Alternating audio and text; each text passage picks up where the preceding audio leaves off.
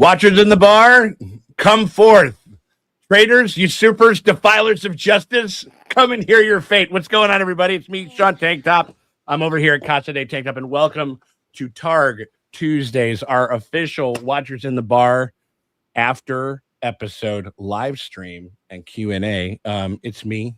It's your fella with no sleeves over here, Sean Tank Top. Appreciate y'all for coming through and everything like that. And also, like always, my partners in crime over there.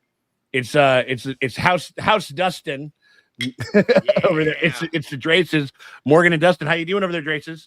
Well, because that's how it goes. Because the man has to. I was of Dustin. Of Dustin, Lady Dustin, or it's like Morgan. No, I'll be Sir Morgan Chadsbane. Sir Morgan Chadsbane. Sworn sword. We'll do that. Right. Yeah. Or like, what if it was just like, what if Dustin? Like, just Morgan of Dustin, like or whatever. I think it was Dustindale. Yeah. Dustindale, yes. I was Duskindale, or is it Dustindale? No, it is Duskindale. It's but we're doing it in the book. We're doing a thing. You know what I mean? Like and if she. Yeah, we're doing that. We're doing this thing, that thing, everything. Like, and we also have and among my favorite things is one of my favorite people over here, and it's Maddie K. Ray. How you doing over there, all the way from Memphis, Tennessee? How you doing, sweetie? I'm doing so good. I found my favorite Game of Thrones shirt, Dark Sister. There you go. Have some matching wine, and I'm ready to vibe. Oh, and for everybody hating on me, for not being blue this episode, actually, is it in there? I'm back, baby. Oh, is it happening? Oh, yeah, it's happened. Oh, there we go. Yeah. Mm-hmm. I love it. There we go. Death Metal Wonder Woman at your service. Hello. There we go. We'll take it. I like that. I think that there has been a weird imbalance and stuff like that, like this summer, and I think it's because you've been without much blue in your that much blue in the air. You know what I mean? I think my brother got married, and my gift for my mom was more normalish wedding photos, and so she sent you to the high tower, and she sent me to the high tower, and then I got lost in Harrenhal, and now we're back. You came back with like a little pullback top, not like Darren, like Darren has over there. Is it Darren? Yeah, Ormond. Yes, it's exactly. Darren. Yeah. Darren with his incredible bleach high lift.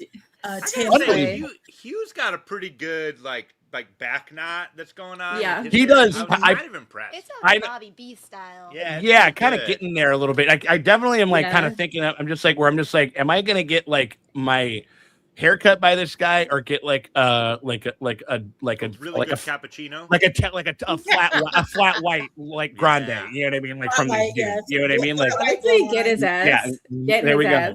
Yeah, for sure. And sexy Santa. It is. No, he's a handsome Santa. That's just bit, yeah. Handsome Santa, give me a present. It's fine. Exactly. Hey, Santa, show me your sack. He has a dragon. He could fly around. Yeah, right. Yo, how long does it take you to get there? He has the misogyny dragon. Yeah, he got the misogyny dragon. He got the misogyny dragon. Wait, it's a misogyny dragon? That dragon's a real wife guy, though. So Vermithor, the bronze fairy. What's Vermithor's thing? No, illuminate me real quick before I introduce. So he's the dragon of Jaehaerys. Jaehaerys' dragon. Okay. And every writer that he's had has been really shitty to women, so people joke that Vermithor is the misogyny dragon. And so it's yeah. Well, so is it was Hugh always a misogynist? I think yes. Or is the dragon like leeching misogyny into his mind? You know what I mean? Okay, yeah. I mean, the dragon, the red pill itself. Vermithor has the bronze pill. He's live streams, and he's just saying what we're all thinking. Yeah, exactly. He's backstage loving on his other dragon. Right. Totally. Oh my god. Well, he kept Silverwing in the house. He's like, you make bad choices. You have a bad picker. You stay in the house, woman. Yeah, exactly. Wait, in the kitchen being a trad wife. Good lord. I mean, it's like they were nuzzling up like something fierce. It was kind of crazy. It was a very lovey-dovey. It was a lovey-dovey episode for sure. And I think it was one of the highlights or whatever. But in here to talk about the highlights is, again, you know her, you love her. She's been on a bunch of our live streams, going all the way back to the Pandy Dandy, back in the Lovecraft country. years. So like, all right, R.I.P. to that show. I would have loved to have fucking gotten a season 2 of that fucking show. But the you know her, you love her. It's Maria, aka Voller More Dollars over there. How are you doing, my dear? I'm so good. I'm so excited to talk with you guys about this episode. Definitely the most dynamic episode of the season so far. So I'm so excited to chop it up. It definitely, as far as like the amount of tones that we're kind of playing around with, like we have some very funny stuff, we have some very romantic stuff, some very kind of sexy, saucy stuff. It was so, whereas like on episode 3, the tone of that episode was very uniform. It was very kind of focused, and it was kind of like one vibe that they were doing. This was kind of like, and I think they've done a good job with that season thus far. But yeah, this one was kind of going. It's like, can you be like, Alexa, can we play The Cure Wild Mood Swings? You know what I mean? Because it's definitely like we're going through like a bunch of that shit over there. So that's the cast of characters that we have. Everybody, welcome to everybody in the chat and stuff like that. Appreciate y'all for stopping through. Like always, we got ourselves a couple of different prompts. We're going to be talking about our general thoughts about the episode MVP, our cunt of the week, and then we're going to be like wrapping up with like whatever super chats that we have. Yeah, super chats. What if you guys don't know, in case any of you guys aren't in the know, this is your first time hanging out with us. If you guys want to become a part of the conversation and guarantee that we check out your question, your concern, your whatever raven it is that you want to send our way, and you want to make sure that we're going to talk about it in this episode, just hit us up with a super chat. Any dollar amount, could be 99 cents, could be 999 cents, like, or whatever it is. However you guys want to rock with it would be great. Any dollar amount will get you in the door. We'll make sure that you guys are able to be a part of the conversation, and we cannot thank you guys enough for hanging out with us. Let's just get into general thoughts. I figure we might as well just jump right into it. And I'm going to do, because it's her first time back in a hot minute. Let's talk general thoughts. Maria, general thoughts about this episode 6. I believe it's called Faceless Men, Yes. Which I think was kind of an interesting title. What did you think about this week's episode? I really enjoyed this last week's episode. It was very engaging. I love like feeling all the emotions. I love like TV that's gonna make you say like hop and lose or we're getting emotionally devastated. I love the battle scenes that we had. I thought they were very good. Yeah. Well saved, even though I wish there had been more, just to demonstrate how important Cole is to the histories. Yeah. But also I just loved it. We get a lot of like character movement and decisions. Even though we don't get like so much development as I was like, because my complaint for this season has been the writing. But I find as we're going through the season, it is getting better and better. Sure. I think last season's was probably the most well written. Not last season, sorry, last episode. Right. But I enjoyed this episode all the same. Yeah, it had it had a lot. I think what the thing is that we're kind of now we're very spread out. We have a lot of different things, and now we got to start to like really kind of contract the story back and bring some of these threads kind of back in, and that's going to lead to like a lot of conflict. You know what I mean? Like, and a lot of different like some pretty crazy decisions are going to have to be made after the shit that fucking gets decided. To some of the craziest. Like, I mean, some of these things are true cockamamie, like horse shit. You know what I mean? In a way that I'm not mad at, in a way that I dug and everything like that. So I think that that's very well said, Maria. Maddie, what were your general thoughts about this week's episode? What you think? I think that it's similarly, it like matches the pacing of the last couple episodes, but I was very up and down. Like there was stuff that I really loved and there was stuff that I really did not love. And so it felt really weird from a pacing perspective. Like the last 2 episodes, I could see like they were contained like very clearly. I could see what was happening. This one, it felt kind of meandering in like not a good way, but the stuff that happened, like I really loved. And the stuff that happened that I didn't like, I really didn't like. So I don't know, kind of a mixed bag for me. I mean, well, is there any I suppose we'll kind of run into it, but definitely I would love to keep that in your back pocket as far as like something like an example, because I feel like I know what you mean, but I'll be very interested to interrogate that like later in the live stream. Traces, this week's episode, what did you think? What's your general thoughts about this one? What are you guys thinking? For me, I was like, I'm leaning a little bit towards the Maddie of it all, but when I was watching it live, first watch, I was like flying high on like the book, like just the lore, the Harrenhal of it all. There's so many scenes that I absolutely was like high off my ass over, and then I realized Harrenhal of it all, and then there's just some like little like these things that annoy me because, for an example, it's a writing thing. Please. It's like it's the original thing that never really made any sense. It's like, why was the prophecy a secret? You're invading a country. Wouldn't it behoove you to be like, we're doing this because there's an ancient evil that only it's a part of it. It's a part of the way that you could explain your stuff. Yeah, it would be totally a great marketing thing. So, and I'm like, and so Damon also thinks that because he's just saying it in a small council meeting. That was a little crazy. He was sort of saying like the quiet part out loud, like we're not supposed to. Like I was waiting for like that kind of sassy like lady, like House Frey lady, like to like, you know, it's like whatever you do is justified. It doesn't matter. You can burn them all out. Blah blah blah. And you're like, wait, can we circle back to that? What was that? You know what I mean? Like, what was that item? You know what I mean? Like, like what? I'm just like, it's just kind of like again, I'm like with Damon. I'm like, yeah, why are we not? I don't think that show even knows. It's almost like whoever wrote that scene forgot that it's a secret. It's kind of weird. Mm-hmm. But then it's also within a scene where Damon does that hilarious George W. Bush shoe throw. Like, oh, so good. Oh, like that was beautiful. That was so good. Yeah. Timing, and then he like just threw that. He's not going to call them fat fucks. He's going to like shade them, being like, yeah, you have indigestion, and we know why. Right. And then just like, throws the shoe and then gives him this stare. I'm like, not, right there. I'm not pro body shaming, but like it was it was a Damon thing to say. Oh, he's given that jock. He's given that jock bullshit all day for sure. Yeah, absolutely. But it was the throw by the head. He's like, I'm not gonna hit you. Yeah. Right.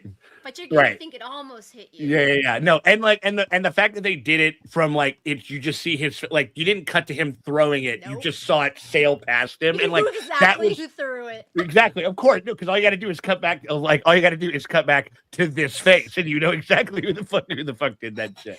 But that was just like there's that a was bunch funny. of little things like that that I'm like, can we just get someone's eyes just like review the script before we like lock it in? Or the power of La Chancla.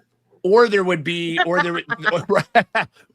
like have a scene where like that would be an interesting kind of like rift between the two of them where Damon's like, I went to Harrenhal and had to kind of like organically sort of kind of realize and figure out that I have to value this thing. And so I'm kind of more, it was almost like your dad just told you about some shit. Like I had like a almost psychedelic religious experience and I saw the end of the end of season 8 and shit. You know what I mean? Like he had a much more kind of profound, like kind of come to prophecy Jesus moment. And it would be interesting if he was just like, we need to tell people.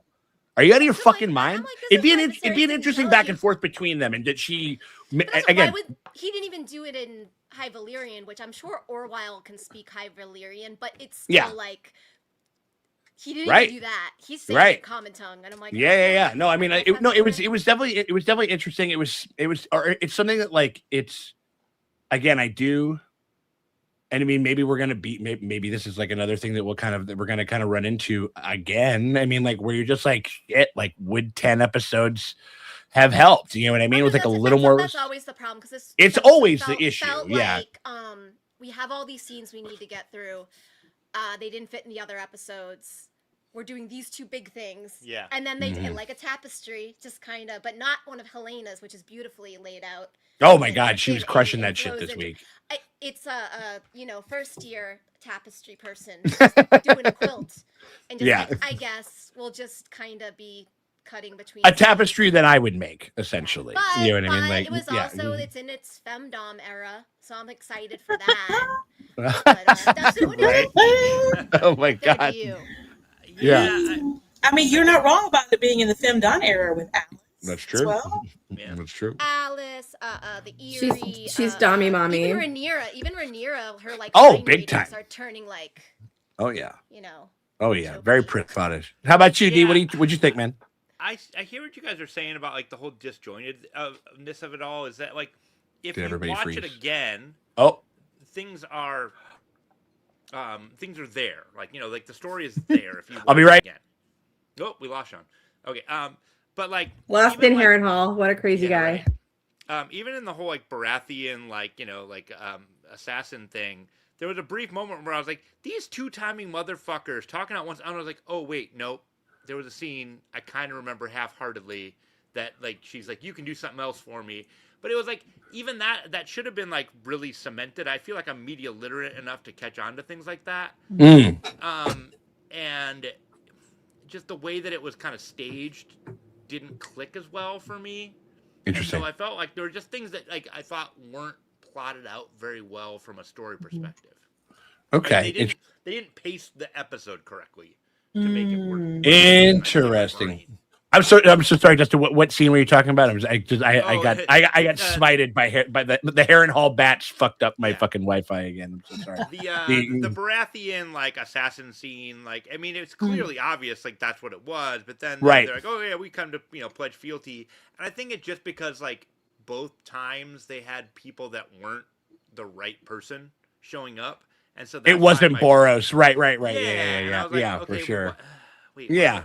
Like, I got you. Yeah, I feel like the actual attempted assassination really worked for me, but the Gwaine element of it worked for me tremendously. That was cool. The setup was like if they had done something like give us your tunics or whatever. You see it was like, give me your belt, and I'm like a belt, like a brown belt that they're wearing, like because I know a belt is probably in Westeros it means like the belt of like all of it, but right. You know, I'm like I'm not seeing the sigils being taken, right? Or if you saw them like thrown into a cell or a room somewhere and they didn't have their gear on, right? Or you could have, like or she literally could have just made it just like a little more even plain spoken, like in the sense of it's like one thing you can do me is like is get undressed, and it would be naked. It's like dude, get butt naked, son. Like you know what I mean, like, but it would have made it much more apparent. Yeah, I know exactly what you mean. You lose the tension of Gwaine. Sorry. Yeah, right. Yeah, I think that like and kind of like the surprise of it, like there was there were two big like they were leaning into the Ormond and the smell thing so hard for like the comedic effect that I think we lost a little bit of like the like deceivery, of it. Sure. Yeah. I agree with that. Yeah, absolutely. It is now a word. It is deception. There you go. Exactly. Deceivery. Yeah, absolutely, dude. I like deceivery a lot. Deceivery is pretty good. Like the active deception. It's a perfectly corpulent word or whatever. It's a corpulent. Yes. Corpulent word for sure. I think I fucked up a Simpsons quote. Cropulent. Crapulent. Yeah, there you go. Yeah. Crapulent. I think like I liked the character beat of Gwaine and being like and just clearly I think the best thing that came out of that scene was like showing how like different being gay is a superpower. Right, exactly. But like a light chestnut from a dark brunette. Right. There's no straight man alive that would ever fucking clock that in a million years. You of all people should know with your hair skills. Well, right. Yeah, that's true. That's true. You should know. But I loved how it differentiated between them and kind of made it much more apparent like where their divides are and where they butt heads, and then kind of where they are still like we're still high towers, like we're still fighting the same thing, Told us something really interesting in my opinion. I didn't actually really think about Ormond can't go to war and go do battle. Yeah. No. As the heir, you wouldn't want him to, but he does have to be at like camps sometimes. Or, but like, he can't. He's too much of a priss pot. Yeah, he'll be vomiting. He cannot stand the smell. Yeah, and that's another thing because people seem to be arguing if Ormond was like with Daron or had some kind of relationship, maybe with Kristen Cole or some other figure in the story. I'm just like, he cannot stand smells. There's no way he's really with anybody.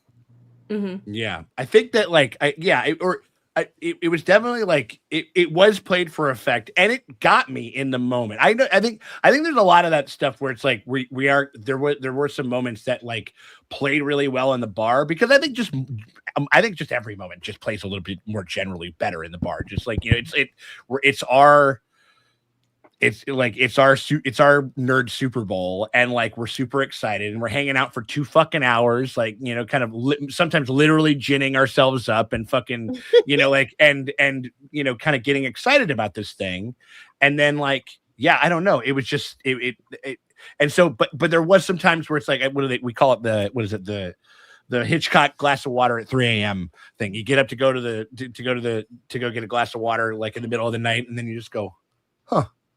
Yeah, he should have said that in High Valyrian, shouldn't he? Like, or whatever the fuck, you know what I mean, or some shit like that. You know what I mean? So, yeah, I can echo a good amount of that sentiment. I liked there was some awkward staging and just like things to which I thought were handled much more deftly and sleight of hand, and like among some of the best direction that we've had in any of the media. Like episode 3 is one of the best directed fucking episodes of Song of Ice and Fire, anything, like, in my opinion, ever. Just what they were able to achieve, and the mood and the vibe and everything like that. And this one was, I think, and somebody mentioned this in the comments, it was a bit of a scramble to get the pieces where they need to be for the last 2 episodes, for like the big kind of crescendo that we're going to have, you know. And I think sometimes, you know, especially if you're being hasty about kind of pushing those things in there, you kind of start to fumble, and you're just like, I don't know, can we do another 30 seconds with this scene and give like the proper context or whatever? Maybe we can, maybe we can't, you know what I mean? Like, and that's just like, I don't know, just some of the form, and then just, again, some of the weird, like, because again, like, if you're gonna shoot for 300 days, why wouldn't you get fucking 10 weeks of hype and material out of this? You know what I mean? If it's gonna cost that much, I mean, I suppose it would cost, but most of the scenes that I want are more dialogue heavy. Like, I don't need more set pieces. Like, I need more connective tissue and character and stuff like that. Like, I would love to have. I mean, I kind of like it in the fact that, like, Allie of Black Allie, right? Is that her name? Yes. Alison Blackwood, also known as Black Alley. Black Alley, right? Yeah. Okay. It does the same kind of effect of sort of what happens in the books, where it kind of like a rando just hits him, just fucking triple taps him and shit like that, and that's it, and then he's done, and it's completely the utility of the scene is completely the same. It just, they switched around some people, and some people were there and some people weren't, that, you know, were in the books and stuff. But like she seems so interesting and cool looking and everything like that. And I want more of her. I want more of her. It's giving Harwin strong. Is what it's giving. Like, yes. Where it's just like there's a big component of this story that I would like, or elements of the story that I would love to see. She's one of the leaders of the Rivermen. She is a woman. That is a big deal. She is famously part of the Battle of Winding Mill, where she kills a Bracken for murdering her brother, Samwell. And what happens basically is that she becomes like a leader of the Rivermen rebellions and the Blacks for Rhaenyra, and everybody's like, oh, she's just a woman, and she's like literally the best shot in the Seven Kingdoms, and is like leading men, and they have her respect. And she's also canonically gay with Sabbatha Frey, so I'm really mad that they did that to me, but I love her so much. Is Sabbatha Frey the lady who was Maybe she has a daughter. Sabbatha, born of House Viperin, married Forrest Frey and became the lady of the Crossing. And her best friend and tent mate was. And their couple name would be Black Sabbath. Yeah, their couple name would be Black Sabbath. Like, you know what I mean? Like, oh my God, that'd be so incredible. Exactly. Like, yeah. So I think that there's. I think that there's some. To us? What did they take from us? I mean, you'll never know what they took from us. Well, here, I mean, I think that the thing about it is the fact that or at least one of the things about Fire and Blood that it seems like is something that I think that the show is simultaneously very, very successful at, and then struggles with in some other instances, where it is there's enough wiggle room to give you some kind of creative license, but also the world and the like lore is deep enough with shit like this that totally makes a fucking killer subplot somewhere down the line in this story. You know what I mean? Like there's a lot of stuff like that I think that could be, you know, properly culled out of it. I think like if they didn't, I don't know, I guess like if there weren't such constraints on the show, and again, shit costs a lot of money and whatever, I get it. Like, but I don't know. It's just one of those, it's like one of the only times where I say like, you know, where I'm just like, we used to be a proper country. It's like, we got Game of Thrones once a year and 10 episodes. And it was pretty, and it was pretty good until they started to kind of cut back. You know what I mean? Like, I think there's a thing also with Fire and Blood where it's these badass, just one little tiny sentence that George can write and it can just be so crazy impactful. And so all of us freaks have been like reading these books and like nothing can top what's like in your mind of how you picture it. Of course. And so whatever they do, they're kind of, and nothing ever will, you know what I mean? It like kind of sucks because it's not, you know, the POV chapters where you actually get a bunch of like stuff that you could mine as a sorry, I'll try to lean into the, is this better for the audio? Yes. Well, this is what I'm gonna do. I'm just gonna be down here.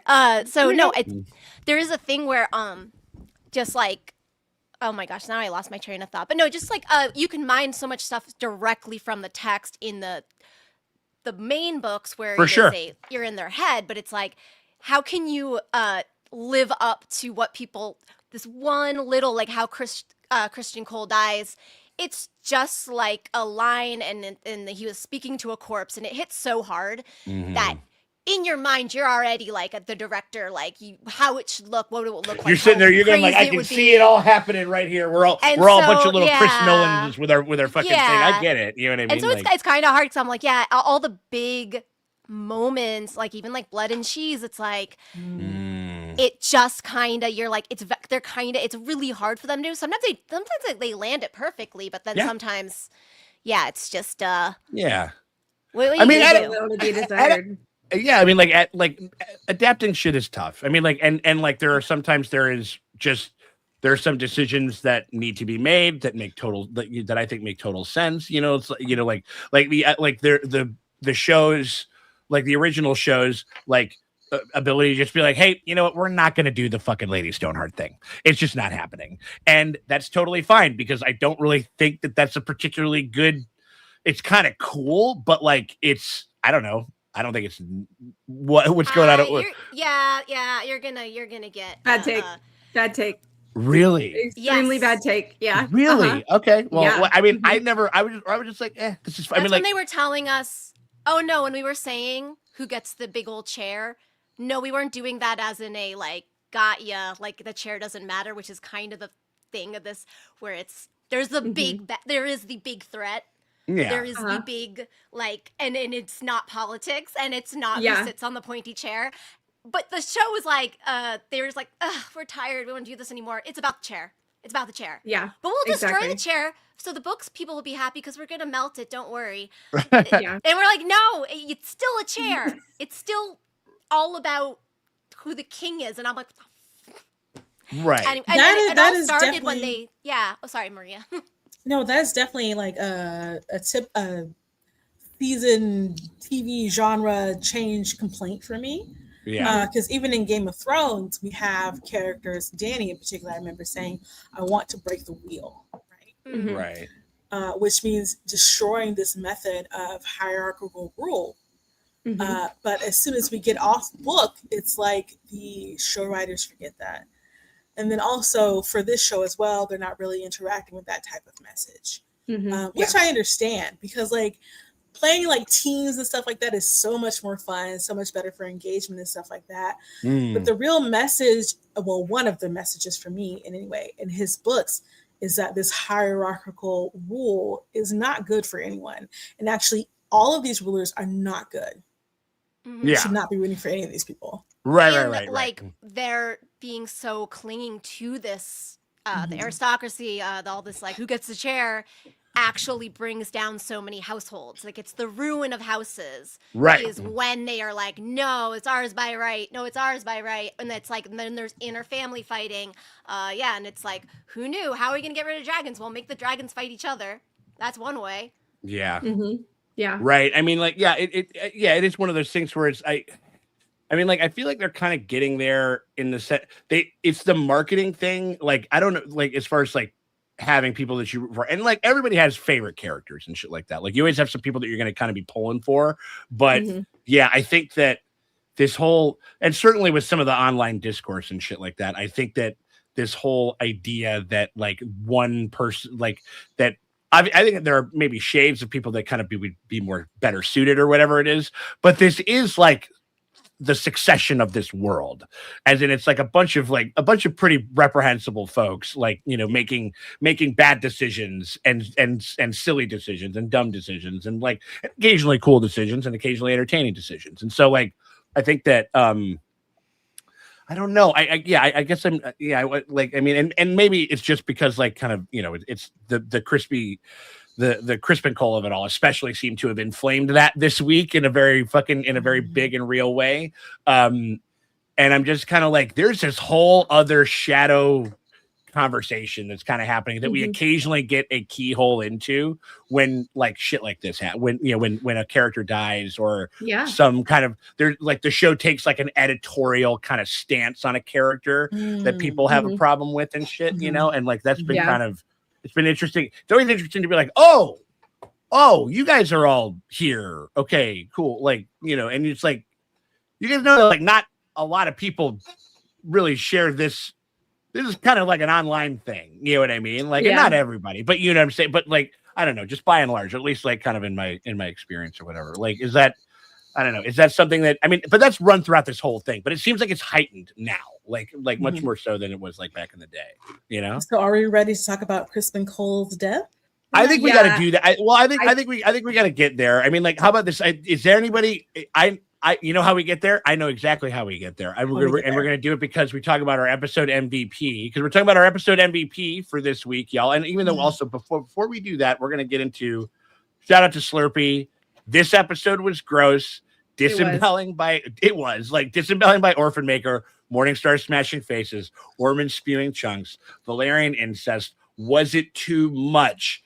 I felt right at home. Let I mean, uncle and niece bang, okay? Oh my God. Let them bang. Your uncle, Weird take. Right? Weird take. Yeah, I mean, it's like I think. Well, it was one of those things where I think the internet is so wrong on that. Where they're like, "Where'd this come from?" I'm like, literally, I totally understood. It's not her, Bela, being like, "Oh, I've been digging you for a minute." No, she had that conversation because she had lost her fiance. Yeah. So she knows she is a pawn on the board. Yeah. So any meeting Rhaenyra is taking, she could be promised to some old asshole. Is potentially, fortune changing. But yes. if maybe she's already promised or ruined herself, or you know, that'd be an interesting one. Yeah. And she's like, not the dragon rider, because that reminds me of my shitty dad. He has that same dog in him. It's like, I'm gonna go for the one that reminds me of like of my grandpa. Yeah. Oh, my grandpa. Yes. That's crazy. So much that's a bad grandpa. Like he looks so mature in Yeah. comparison to her. And like honestly, how could I really root for any kind of pairing? Because everybody's related. Well, Yeah. I thought it would more be the other brother Adam. Well, yeah, they were having some great chemistry last week too. You know, I think that's the thing. I think she's more attracted to the dragon riding one. But I'm sorry, Bela's been to therapy, and she's like, I am breaking generational cycles. No, I am not going for the one that has that same that dragon rider shit. There's one dragon rider in my relationships, and that is me. She saw her father treated her sister. Yeah. She has her house husband at home.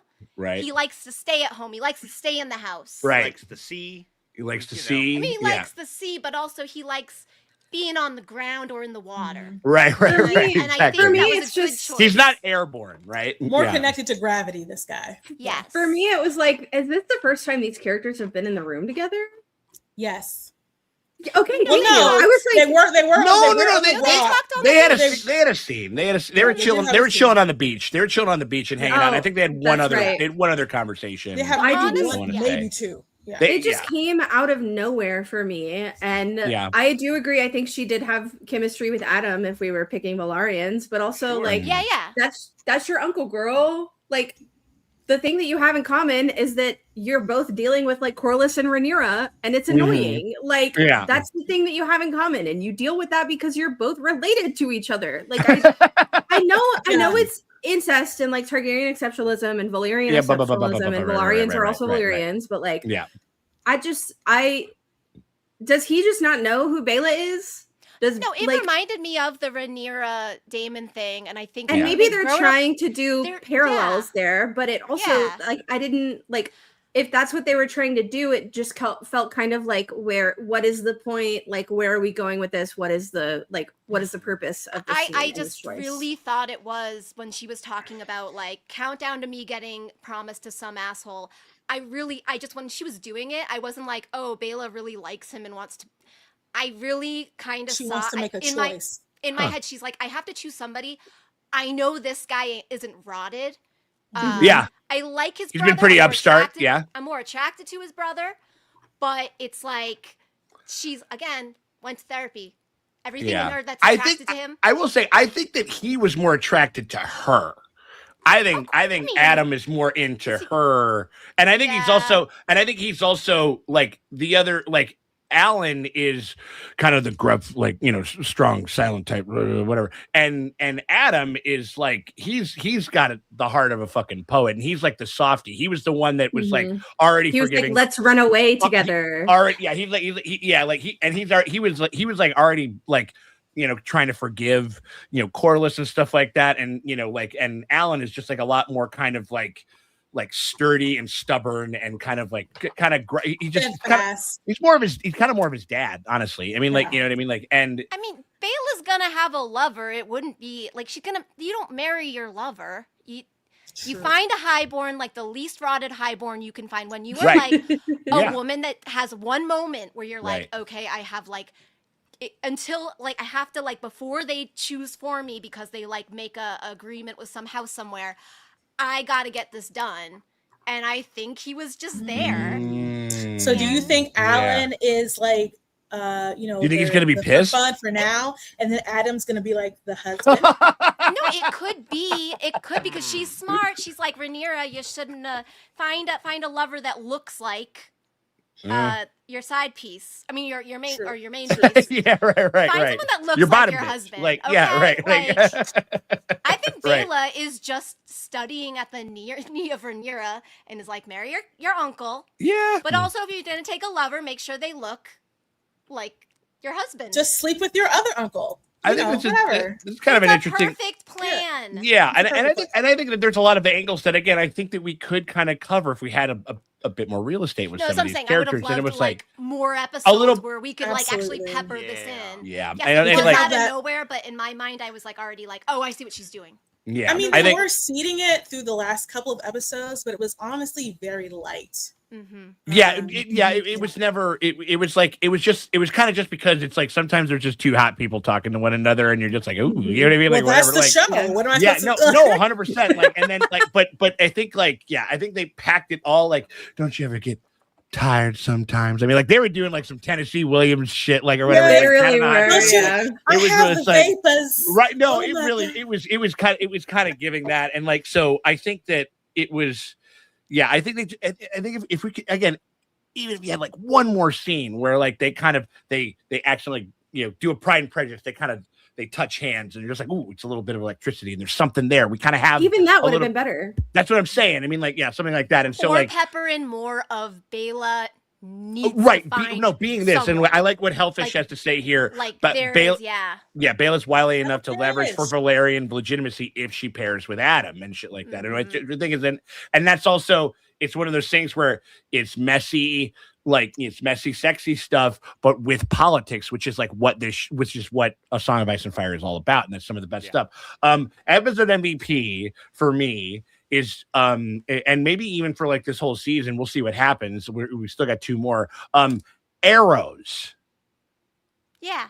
Arrows get the job done. They get the job motherfucking done. Apparently, this is the second like abrupt triple tap, pop in the neck or in the fucking face. Yeah. Of a big character, like of a main character, and like if we get one more arrow death.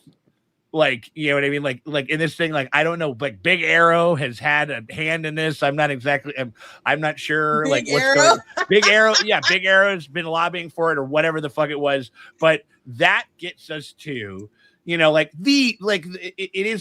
interesting where they placed it because I thought it was actually really good curation in the sense that it felt like, cause obviously that scene, the death of Sir Kristen Cole, like would, and an unceremonious limp dick fucking like death, like nothing like what he actually wanted, nothing like what he was craving, any of that stuff.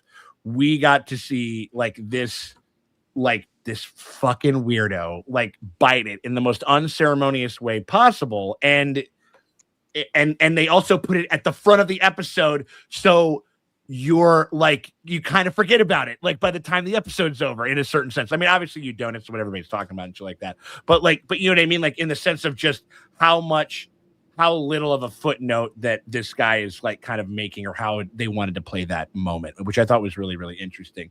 Yeah. And so I wanted to bring it. So yeah, we got Big Apple. What's up, baby? Good to see you, Cord. Cole rocked that incel life to the very end, getting out the Allison handkerchief and acting like he deserves more. I mean, yeah, sort of. I mean, like it was just kind of weird. And again, this is also another thing that kind of is a symptom of just like kind of like the long waits between seasons, because I think that there's definitely been some Cole stands and some really hard, like, green dick riders and shit like that have been like really making their shit. No, like it's okay to like a house. It's okay to like that shit. But it's like when you start to kind of moralize about like people that don't like the characters that you like, and that makes them bad people, like as they're having fun in a bar, like that is strange and unhealthy, and I recommend that you don't do it. But what we've seen within the story of this show is that like it's just a guy who got kind of pretty lightly romantically spurned and created an entire lifelong murderous vendetta against this one, supposedly gives a shit about like being a knight and upholding the values of the realm, actively actively aids in usurping royal succession decree, kills like one of the heads of the houses of one of the small council in cold blood, like kills, like just murders a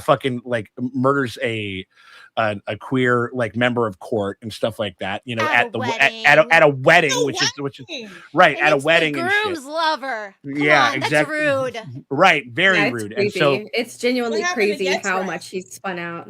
Yeah, and so is not punished for anything. Nope. No, Yeah, fails upward. Exactly. Every Yeah, single time. 100%. And so I guess some people are just like, I don't even remember why fucking Kristen Cole like sucks so hard. I'm just like, well, clearly Let me remind you. Yeah, no, I mean yeah, there's a lot of reasons. And so it was just what it's been kind of strange to sort of see some of this stuff. But I will say, like, arrows are the MVP because they apparently you need some movement and some motion in that story. Get a fucking archer on it, because like this shit was awesome. I mean, it was a great scene. It was surprising. The sneak attack was awesome. That really fucking got me, and that was really like a very cool, fun moment. I'm really glad they did that for my girl Allie, because she was robbed of her like legend maker moments in the show and the history, because they were supposed to happen last season in the Battle of the Burning Mill and all this other stuff. And so to give her that moment, and also especially to give that moment to a woman, felt so good. Oh yeah, it felt so good. So good. But He also, died- If you look at the Kristen reaction Cole. at the bar, I'm like, Right. oh, it feels so good. He died. He died as he lived, spurned by a bisexual woman. Exactly. That's right. Exactly. I know that's right. but I feel like those ladies from the Portlandia sketch yelling at the cheerleaders, let her speak. Let her speak. Yes, 100%. I mean, like, and maybe we'll be able to get it. And it's been the same thing with Roddy with Roddy the Ruin. Like He at least gets to like Well, deliver no, he- bars. well, no, he's has a- clearly wasted. It's hilarious. has a couple has been able to speak, but certainly not enough, and certainly not enough with her, because she looks so interesting and so captivating. You just like, I'm like, is this a fucking like femme Darth Maul where you're like your look is more interesting than your shit in this movie? I know the Clone Wars exists, Maddie. You can calm down. Don't worry. Like Okay, let's say I'm actually more crab I was gonna feeder. say, actually, that's a disservice to my girl Black Allie, who is literally one of the coolest women in the series. Well, no, that's what I'm saying. But they're turning her into that. That's what I mean. Like that's not. yeah. I'm not saying that she's not interested. Fuck no, I'm not saying that she's not interested. Yeah, like they yeah. haven't given her as much as we want. Yeah, They don't I give Or her as agree. much as any lines. right. Yeah. Like I mean, like She, literally sang anything. A little. If it wasn't for book readers, I would not know what her name is. Yeah, of No. course. Right. No, I mean, like, and And so I guess that's the point. It's because it's like, oh, you're killed by someone. some that rando. Nobody knows their name. Some rando, right? Yeah. Mhm. But she's Right. around, and like, I'm like, well, she's not. I don't know. I agree. I mean, like, can I talk about Kristen Cole for a minute? Oh, please, yes, let's please, absolutely. So, lots of comments about the reaction to Kristen Cole's death in your video. All right. Lots of people like not really understanding why is he hated so much. Oh my god, all the women in the bar hate him. He's the best warrior in the 7 realms. Okay, got it. Right. So, All like in the right. books, right? So in the books, he is the best warrior in the realms. Okay, Mhm. great. According they showed to us Mr. that- Orwell. right? Sorry. They showed us that. propaganda. No, go ahead. Go do it, please. They show us in the first season like what a great warrior he is. Awesome. We are in season 3. Right. Season 2, they just showed him being in battles and being beaten in battles Yeah. by people with dragons. And being So- super emo about it too. And being You know? super emo about it, right? Super self-interested, not really being able to see beyond his own self-inflicted suffering. Mm. And he continues on this route for all of season 2. Yeah. And we're not seeing like his great victorious battle moments. We're not seeing him being this great warrior or whatever. We're seeing him be insufferable. Yeah. Okay. Yeah. We're seeing him embodying the mindset of an incel. Yeah. The entire time. It really is. This man, like, he was a commoner. Because there's so many things you should be able to relate to, right? So he's a commoner that comes up through his skill and training, whatever, to become this great knight. He gets chosen by the queen and everything to be part of her guard and everything. He breaks his oath. Now, you could argue that he was under some pressure because Rhaenyra is superior. Yeah. However, when he asked her to like abandon everything, sell cinnamon and oranges, he's upset when she says no. You were up close seeing power this entire time, and you thought this would be a great compromise. Right. You don't understand the person that you say that you love. Right. Not And only that's do a you not huge understand part of them, you it. don't Yeah. understand Yeah. how. Right, exactly. Yeah. You don't understand the kind of power women either can have or don't have in this world. Mm. And you think your option that you provided is going to be her freedom. Right. Did she ask you for that? No. Yeah. So you get mad at her and you're like, oh, I'm going to plot against her, so I'm going to sleep with the queen who's the rival for her. What? Oh yeah. No, I mean it's a Although truly. I will say, yeah. the only flowers I can give the man, unlike a lot of this type of dudes, he can eat puss and give someone an orgasm. So on his grave at his funeral, that's the one. There you thing go. I could say, fuck Fuck that boy guy. I'm glad he's extraordinaire. dead. Yeah. I will, because he's dead. Fuck that guy. Also, fuck that guy. He was capable at cunnilingus, and that's the thing that a lot of men can't do. Yeah. And so I'm There you like, go. you know what? That's the only thing I can say. Right. I mean, is that just where Dornish? Or take accountability, but you Right. find me in the boat. Right. Yeah. No, 100%. Like, is that just Dornish pedigree? I feel like the Dornish are like the anti DJ Khaled's of Westeros, where it's just like you gotta know how to fucking. So He's rep a Dornish the most, bastard. like- He's a He's a Stormlander. He's from a Stormlander house. The fact Okay. that he has Dornish heritage is sexual exploitation of him, not an fetishization. Okay. Yeah. So Okay. All that's right, there we go. another element to Kristen Cole that I think Right. could have been more interesting than it was. So Right. No, Or it what could I have will given us say, this. I didn't oh, really please. relate to his idea of like him not wanting to be in service anymore. It's like Yeah. making his own decisions for his own life. I was like, oh, I get that because he's been in service his Yeah. entire life. Right. But you are so insufferable, my guy. Yeah. I No. could see him going that like the Hound route, right? Where the Hound is Mhm. like, I'm not gonna bring all my men with my bullshit. I'm gonna go live with this guy and be in hiding and try to find my soul again. And then I'm just gonna be on my own thing for me. Gonna go kill my brother, whatever. In the books, we don't know, but I'm pretty sure he is like he's alive and everything. Yeah. Yeah. And it's probably a little bit not the same, but kind of the same. Yeah. And I'm like, yeah, he could have done the Hound thing at any moment. Oh, I hate myself and I want to die. So why don't I just fight for people, like just for the common man, or just like other commoners, Or, yo, common houses like me? Become a fucking hedge knight and just go and like wander around, live your little Ronin fantasy, and make the world in which you at the time that you inhabit it in a way that you think is like an honorable and something that works, and disattach yourself from some of this stuff. I mean, like there's a Brotherhood without banners shit. There we go, or so like or something like anything like that. You know what I mean? Like, and so I think that like and Sir Duncan the Tall hasn't been a knight yet and shit like that, so he doesn't have like this cool example of him to be able to do it, because I feel like you read those 4 pages like, this sounds kind of sick. We could maybe get something working with it like this or whatever. No, I mean like a supreme lack of imagination, like in the sense of just how he wanted to. Again, it was more for it was just more for his glory. Like it wasn't because. Which would be fine if it was its own bullshit. Like, go do you, dude. Sure, I don't care. of course. But they are like these. This is what galls me, and this is why people like he's different than our other anti-heroes. Yeah. It's one thing to be suicidal, and I'm like, we're all going to hell tonight. Right. But he's taken all of his men with him. Right. Yeah. What he needed to say was like, hey, men, you're going with Gwaine.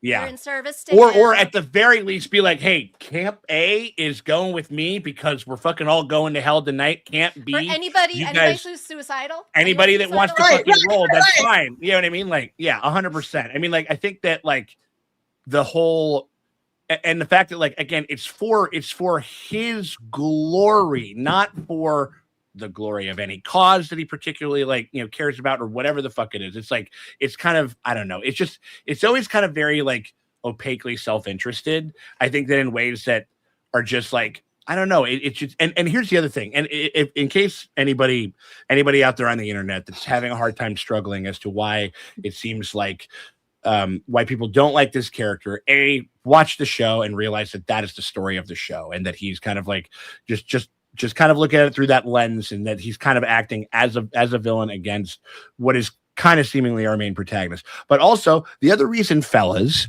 that like that in particular femme and women like do not respond to this character is because they have dealt with a version of this guy a million fucking times.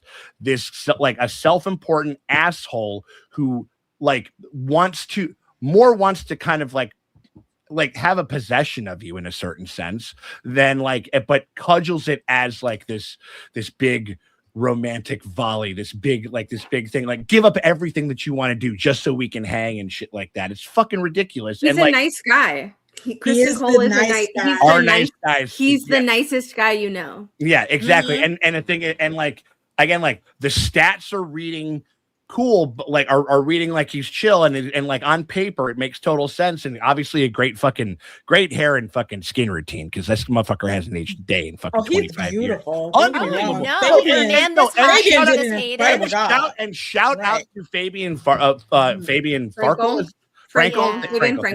We love him. Fabian Frankel. Like, again, he is now graduated into the pantheon of the Jack Gleasons, of Ramsey's actor, like where damn, you did your You and fucking Rand. job well. Like, yes, thank you so much. Like, yeah, you did a like, well done. You did a tremendous job because people fucking hate your fucking guts. Like, I'm now, so granted- excited to see him in other things because I think he's so Me too. fine and a phenomenal actor, and I love watching him do things. And also, he has the greatest takes. Did you guys see where he gave an interview and he was like, "Man, like Freddie and I, you know, we talked about our character and our relationships, and like we just want you guys to know, like we support everybody shipping them. Like I don't know what the writers' room discussion was, but like we had our own discussion and we support it wholeheartedly. We stand behind you." And I was just like, "Fuck yes, Fabian, let's go." Yeah, and I think someone in the comments mentioned that he was like, "Yeah, Kristen would be stoked to be killed by a woman." Like, a woman noticed him. Crazy. Oh, right. I'm not gonna lie. The one other thing that I wanted from that scene was for the wind to come along and take that handkerchief out of it. Oh, that would have been so amazing. good. That would have been crazy. Yeah. I mean, like, or like in battle, like it could have been like that sack of gold that Bronn loses in the midst of like all the things. It's like, does he go back and grab it? Does he not?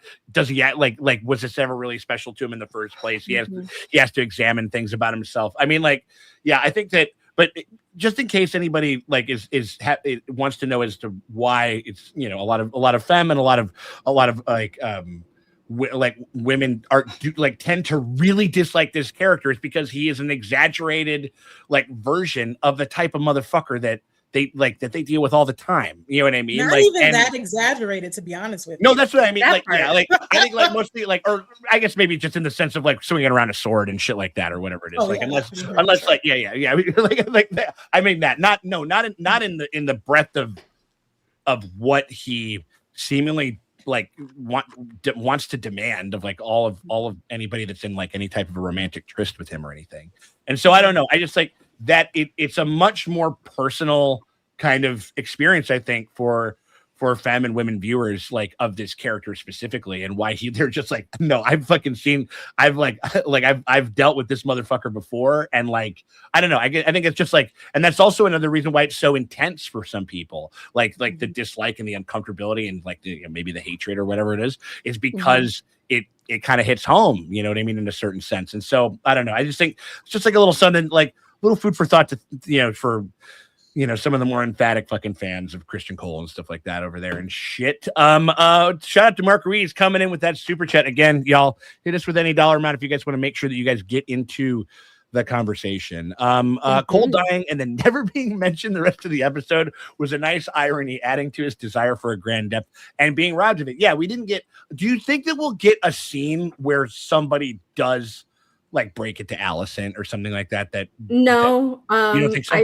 No, but he was mentioned when they were like giving him as the reason that the Rivermen hadn't made it to Tumbleton yet. So they did mention him, but it was so like off the cuff and irrelevant. Like nobody seems almost to know like they didn't know that he was dead already.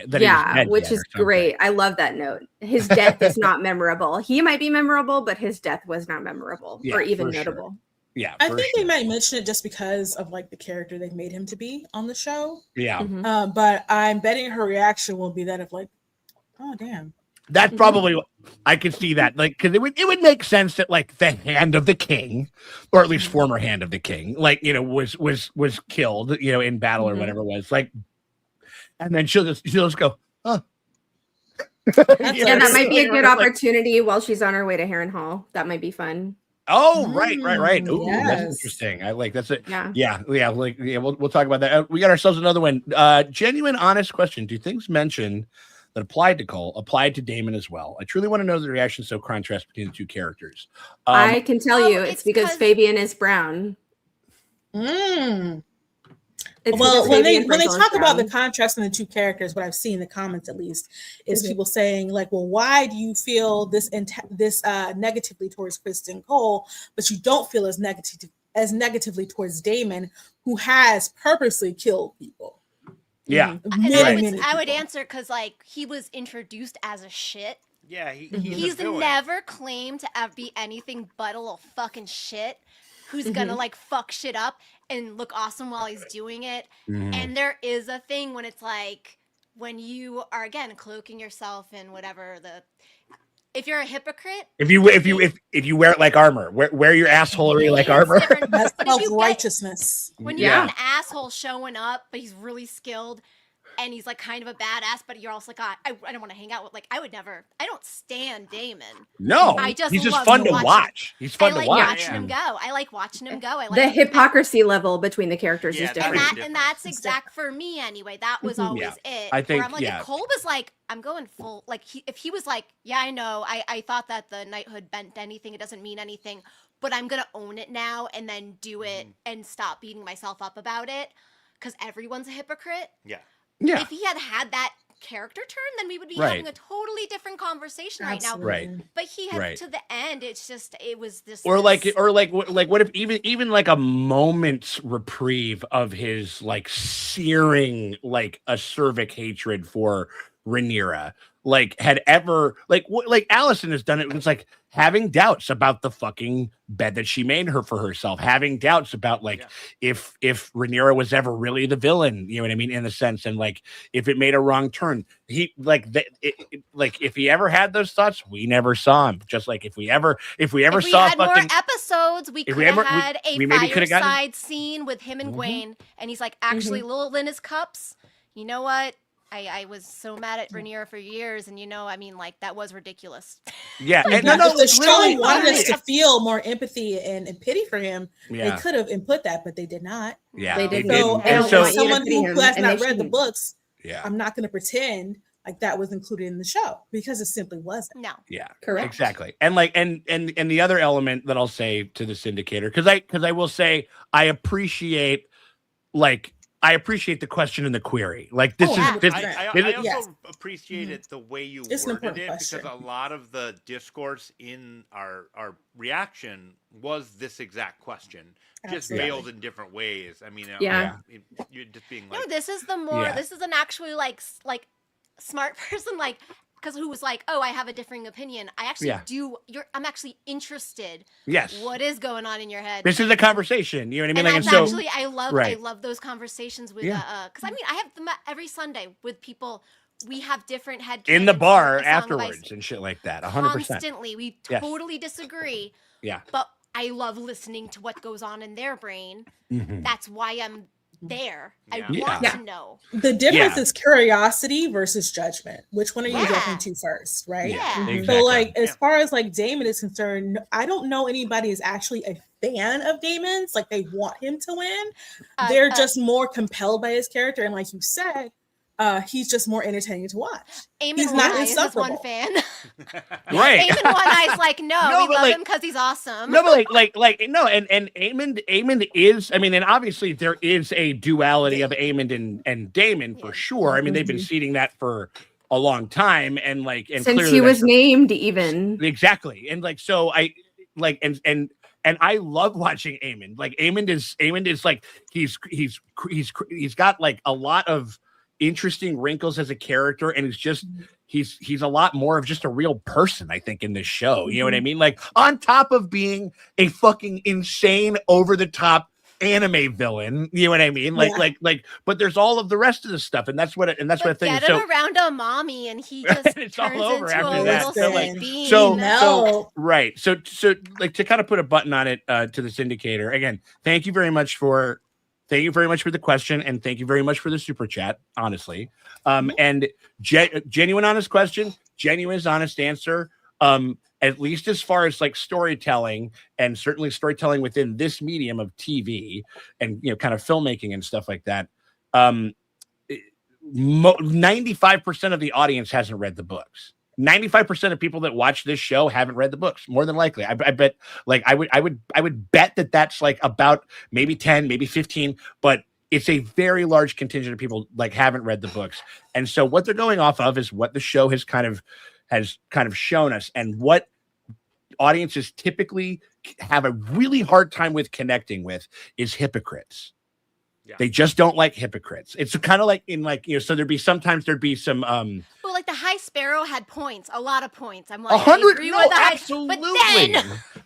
But then, Right, exactly. And so in the sense of like where, like we've said, like Damon is Rick Sanchez. He is like he's like Rick Sanchez. He's House. He's Walter just like White. he's Walter, kind of Walter. Well, a little bit Walter. Well. Walter White. Well, yeah. I mean, Walter White kind of still was what, but definitely he's like a Rick Sanchez or like a House MD type thing where he is a dick who is good, knows he's good, and has never made any scruples that he is not the fucking homicidal maniac, like Valerian, like Targaryen supremacist that he is. He has never made that, never once like thought of himself as anything other than that.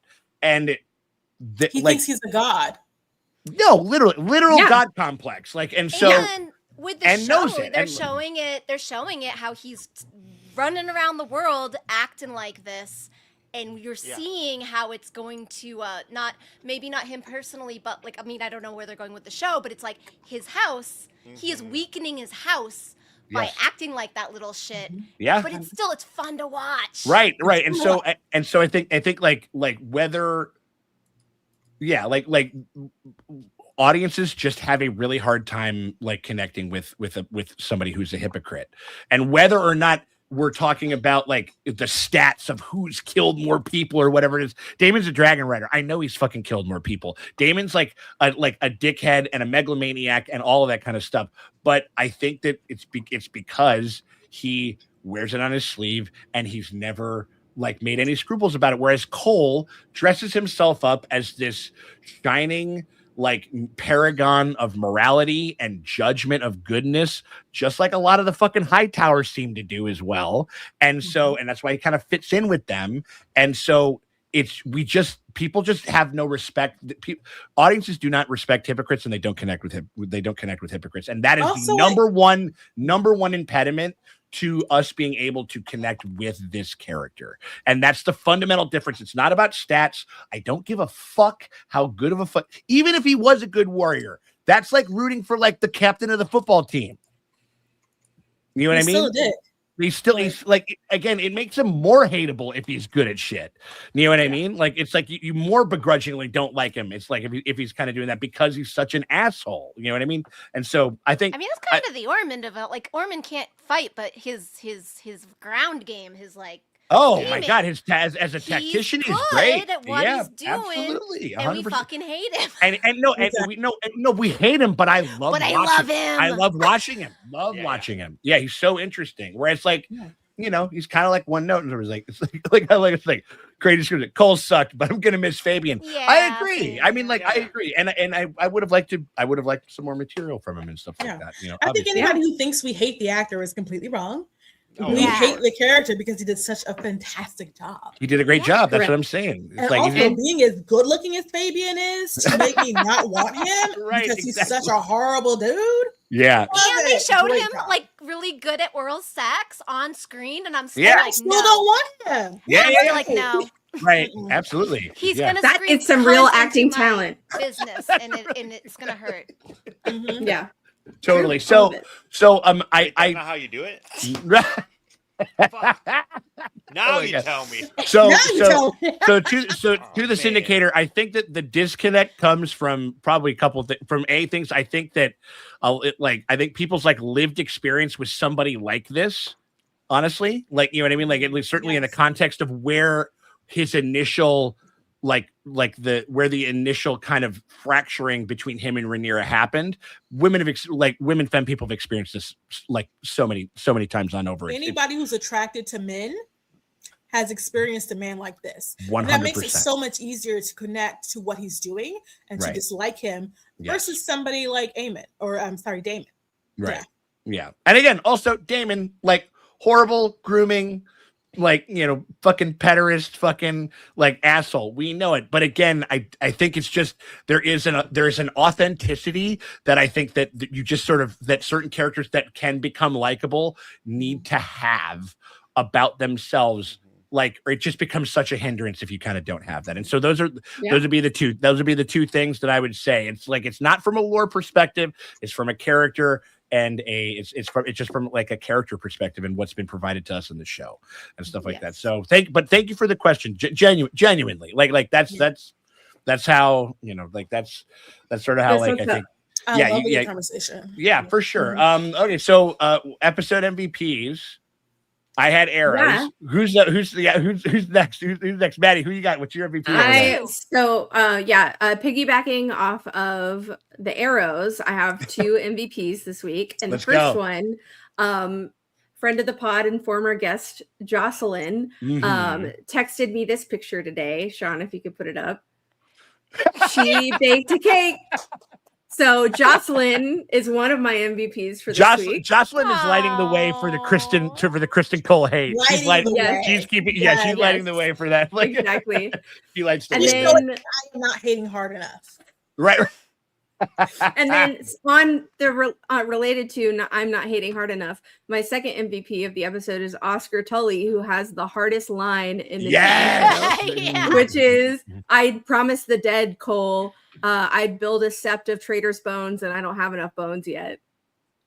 Fucking banger, dude! Like fucking like the Inglorious. I came here to build a sept out of bones and chew bubble gum. Yeah, and I'm all out of bubble gum. It was the most Inglorious Bastards moment, like 10,000 Nazi scalps, right? It was, yeah. And then right. Roddy just wasted, being like, "What better way to die?" No. Literally, like, I think this is like how like working in an office job and befriending your like elder coworker be like. Oh, right. Or like having an office job and befriending your like teenage coworker. Right. And you like they have run out of so many fucks to give. Like they're gonna retire in about a year and shit like that. The pension's already locked up and shit like that. They're gonna, because he does, like, I remember when he comes over, he's like, well, I think what was it? Cole says something to him, and like Roddy is already laughing when they cut to the episode, like to his thing. He's like, he's like, dude, has been this guy is so sick. day Like, drinking. yeah, exactly. Yeah, this guy is in fucking Dustin. Chicago. Roderick Dustin. We love how Roderick Dustin. Yeah. He's getting that bottomless mimosa at patio brunch like a motherfucker. Roddy the Ruin. He's getting he is getting that Paloma flight of 5 things all to himself.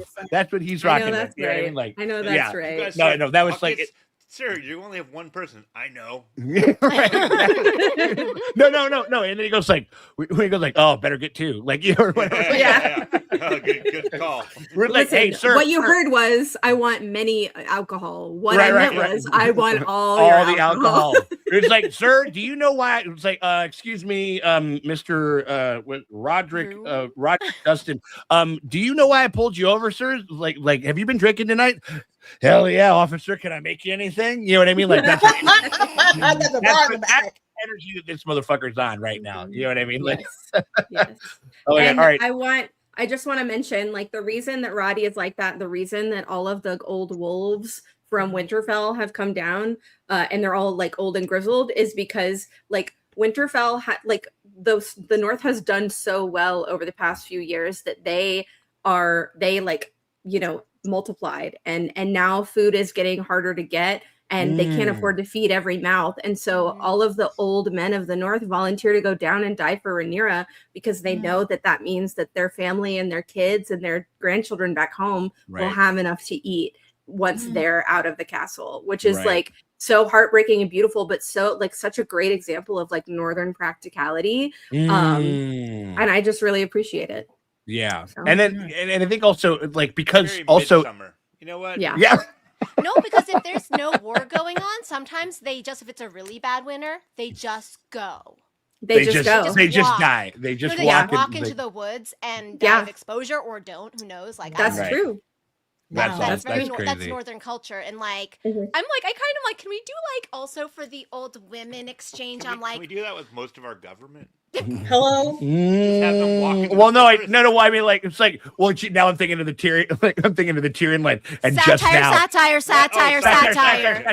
But like, yeah, but it's like, and just now, U.S. politicians are dropping like flies. You know what I mean? Allegedly. Well, no, they're allegedly alive. Like allegedly alive. That's what I'm on. That part of his body just exploded. Okay, the doctor said so. But it wasn't a necessary part. Okay, so it's I know, right? Oh my god! Shout out to Jocelyn's here. What's up, Jocelyn? How you doing? My cake was delicious. I hope they put Kristen on the barbecue with some bog butter. Loving tonight's live. Not a fan of Kristen, but a big fan of Fabian. Can't wait to see what's next for him. Absolutely. There Co-signed. is, if you need something to binge, if you fucked with Mayor of Easttown, the same like crew did this show called Task, and he's in the task force, and he is tremendous. He plays a gigantic, like he kind of starts like he plays a great role, and it is, if you need some Fabian and like in modern Fabian and like, you know, like a modern Fabian that like, you know, that fucks and like hangs out and is kind of cool and shit like that or whatever it is, like as a more of a regular guy, check out Task. It's on HBO. So I know if you guys are watching this show, then you guys already have access to it and shit like that. So, but shout out to Jocelyn. Thank you so much for coming by, sweetie. I appreciate you coming through. All right. I am waiting for him to play something a little, you know, less treacherous, a little more. Give me a romantic lead. Yo, let's do it. Absolutely. Anything like that. All right. Who else has got their MVPs over there? Who's like Maria? How about you? MVP? What for this week? Honestly, what do you feel? The same. So the Arrow. Yes. Right? Yeah. Oscar Tully for sure. Yes. The Arrow's Oscar Tully, but I also met Alice. Because Alice was pulling out every single stop she possibly could. Right. To get Eamon into her. Like, woman on a mission. Well, I tried seducing. Okay. I tried being your mommy figure. Okay, that got me a little further, but you still trying to leave. Oh my God, what else can I do to get this man to stay here? Oh my God, you don't even have a dragon. Oh my God. Oh, I got dragon eggs. Dragon eggs. What do you think about atomic power? Isn't that hot? Like, also, I think we also had like, is this the first like I talk about like we joke about like over the pants hand jobs and stuff like that. Was this the first under the egg hand job that we had? Because like, there was that like the staging of it. Well, one thing I noticed is that her eggs are supposed to be the one from was it Rhaenyra? Dreamfire from Rhaena the Black Queen, one of Maegor the Cruel's 3 wives. Yes. So she had those eggs. And so what I did notice while she's like showing him the eggs and handing it to him, talking about the heat between them as they build this egg together, she's bleeding on the egg. Yep. I clocked that too. And what we know about Daenerys is that her dragons were brought forth through blood and fire magic. Interesting. Ooh. So and I'm like, it could have just doing some magic. Okay. It could just be like a foreshadowing, like because she was like from the tussle. I think she got cut, so it could be just. I don't think like she's doing a spell right there, but I think they are trying to. They're baiting the book readers. That's like, no blood magic is a thing, and there's the blood on the egg, and it's warm. Right. And where did that blood come from? And I'm also saying, all I'm saying is that we can only see one hand visible on top of this egg. It's like it's somewhere else. It's like, we got it was. I mean, the sensuality. Do we call this dragon base? That there we go. I mean, like, I think the sensuality was like punched up a lot in this episode. Whether it worked or not, it worked better here because we have seeded the type of relationship that Aemon is very much like attracted to and susceptible for and shit like that. And like her, like Alice's like want and a kind of craving to find somebody powerful within the realm to like respect and become a partner to her in whatever way that she's kind of doing, and whether it's manipulate, like she couldn't, I don't know, for whatever reason, Daemon eye too on the prize, maybe strength of spirit was too great or whatever the fuck it was. This fucking kid who's like what, 18, 19 or something? He's young, right? Aemon, yeah, he's pretty young. He's like 19, 20, 21 type shit. 22-ish, right? I think. There you go. Yeah, and I would say 300 years old and 19, not okay. It's Twilight all over again. She's a Cullen. That's what I was about to say. She's a secret Cullen over there and shit like that. She's okay, so it's fine when men do it, but it's a problem when women do it. That's what I'm saying. I'm gonna go on the record. I'm gonna go on the record. Kristen Cole, no, they're both bad. They're both not good. Like the Also, I love the irony of Alicent refusing to marry Helena to Jace and solve the issue because she didn't want her child to be with a strong bastard, and then Aemon literally is getting with a strong bastard. Alice is a strong bastard. Oh, We don't know. I yeah. mean, I have my theories. I got some Yeah. theories I know on. that. I don't know if she's technically like, because I don't think we know. Her Right. name But I is think- Alice Rivers. She's been introduced as Alice Rivers. okay, on paper, she's Right, like, right, she's right. on paper. Or it's funny, like an illegitimized person of Harrenhal of that, within how Of how strong. Yeah, of yeah, yeah, literally no, how no. strong. Yeah. Right. Yes, for sure. And 100%. also That is Helena literally calling her out, being like, was there another solution? Did Yeah. anyone else suggest maybe my cousin who got me to dance? And I Who was like a dancing. cute little dancing Well, moment in cute season little one. guy. Remember It would be when someone who Rhaenyra didn't share the same womb with me.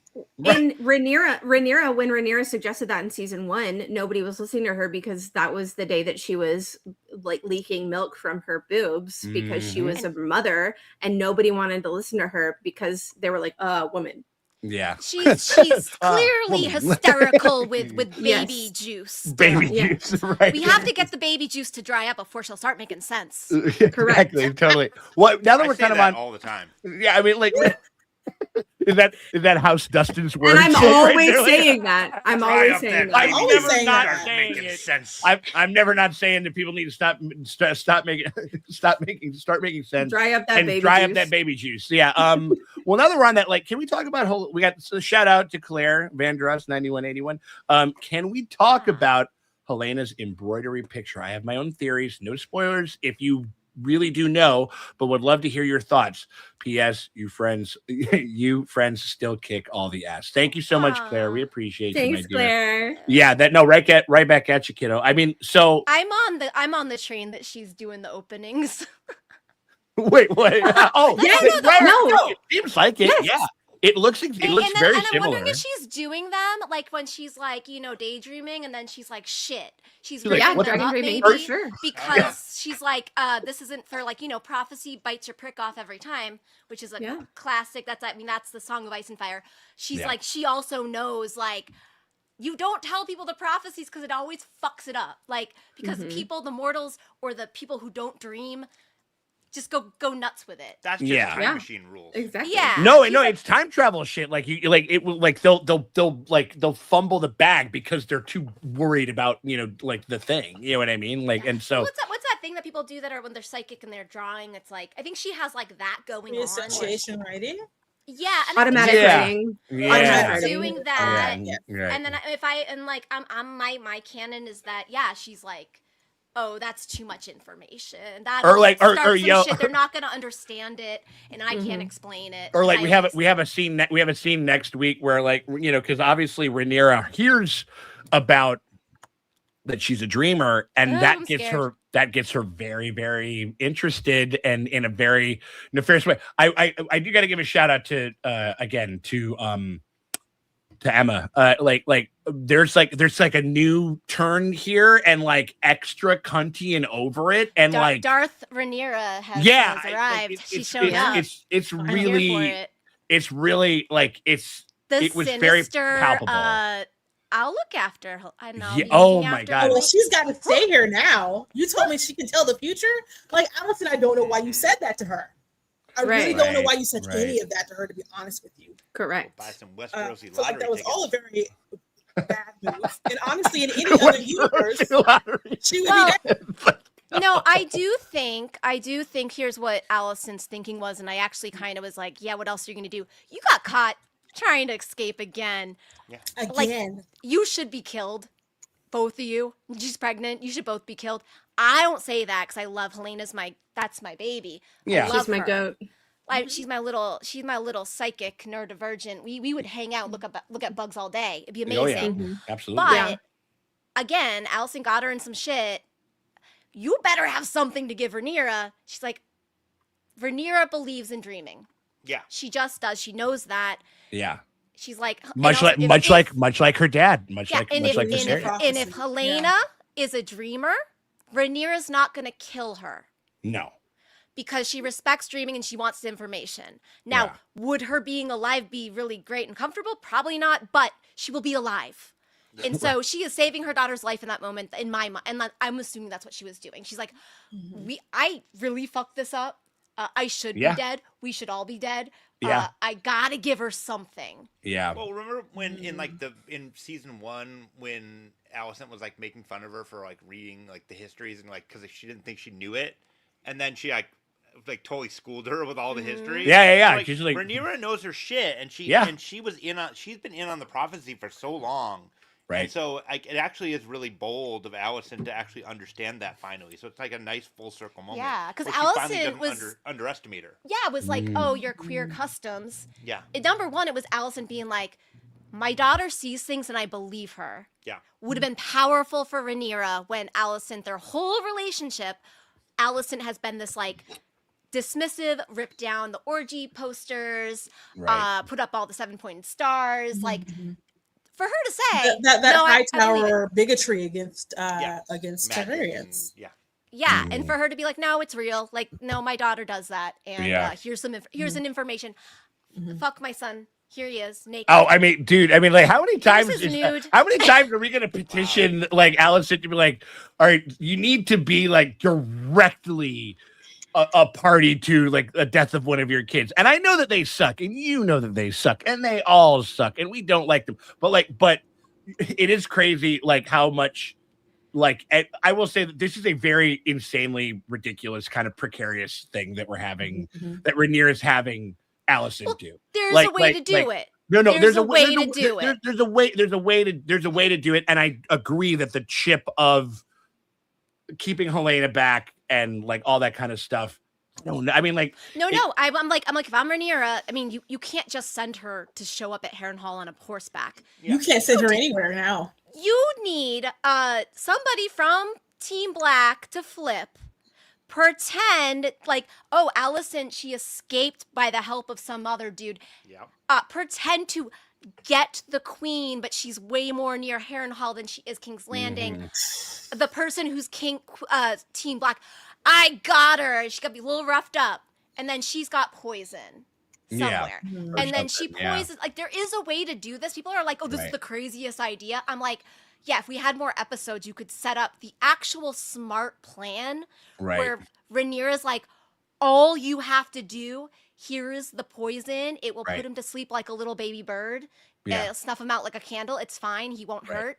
It's better than him dying in Dragonfire. He gives her the stuff that fucking Jamie had for Lady Olenna. Exactly. You and know? it's just like, but like, they were just like had her on a horseback, and I'm like, she can't just show She's up. on horseback and she's supposed to stab him or something. Like, what does she do? Like, what? No, how no. I mean, we don't know. It could No, be I think they're sending someone with her. Yeah, I don't think she's might going be. alone.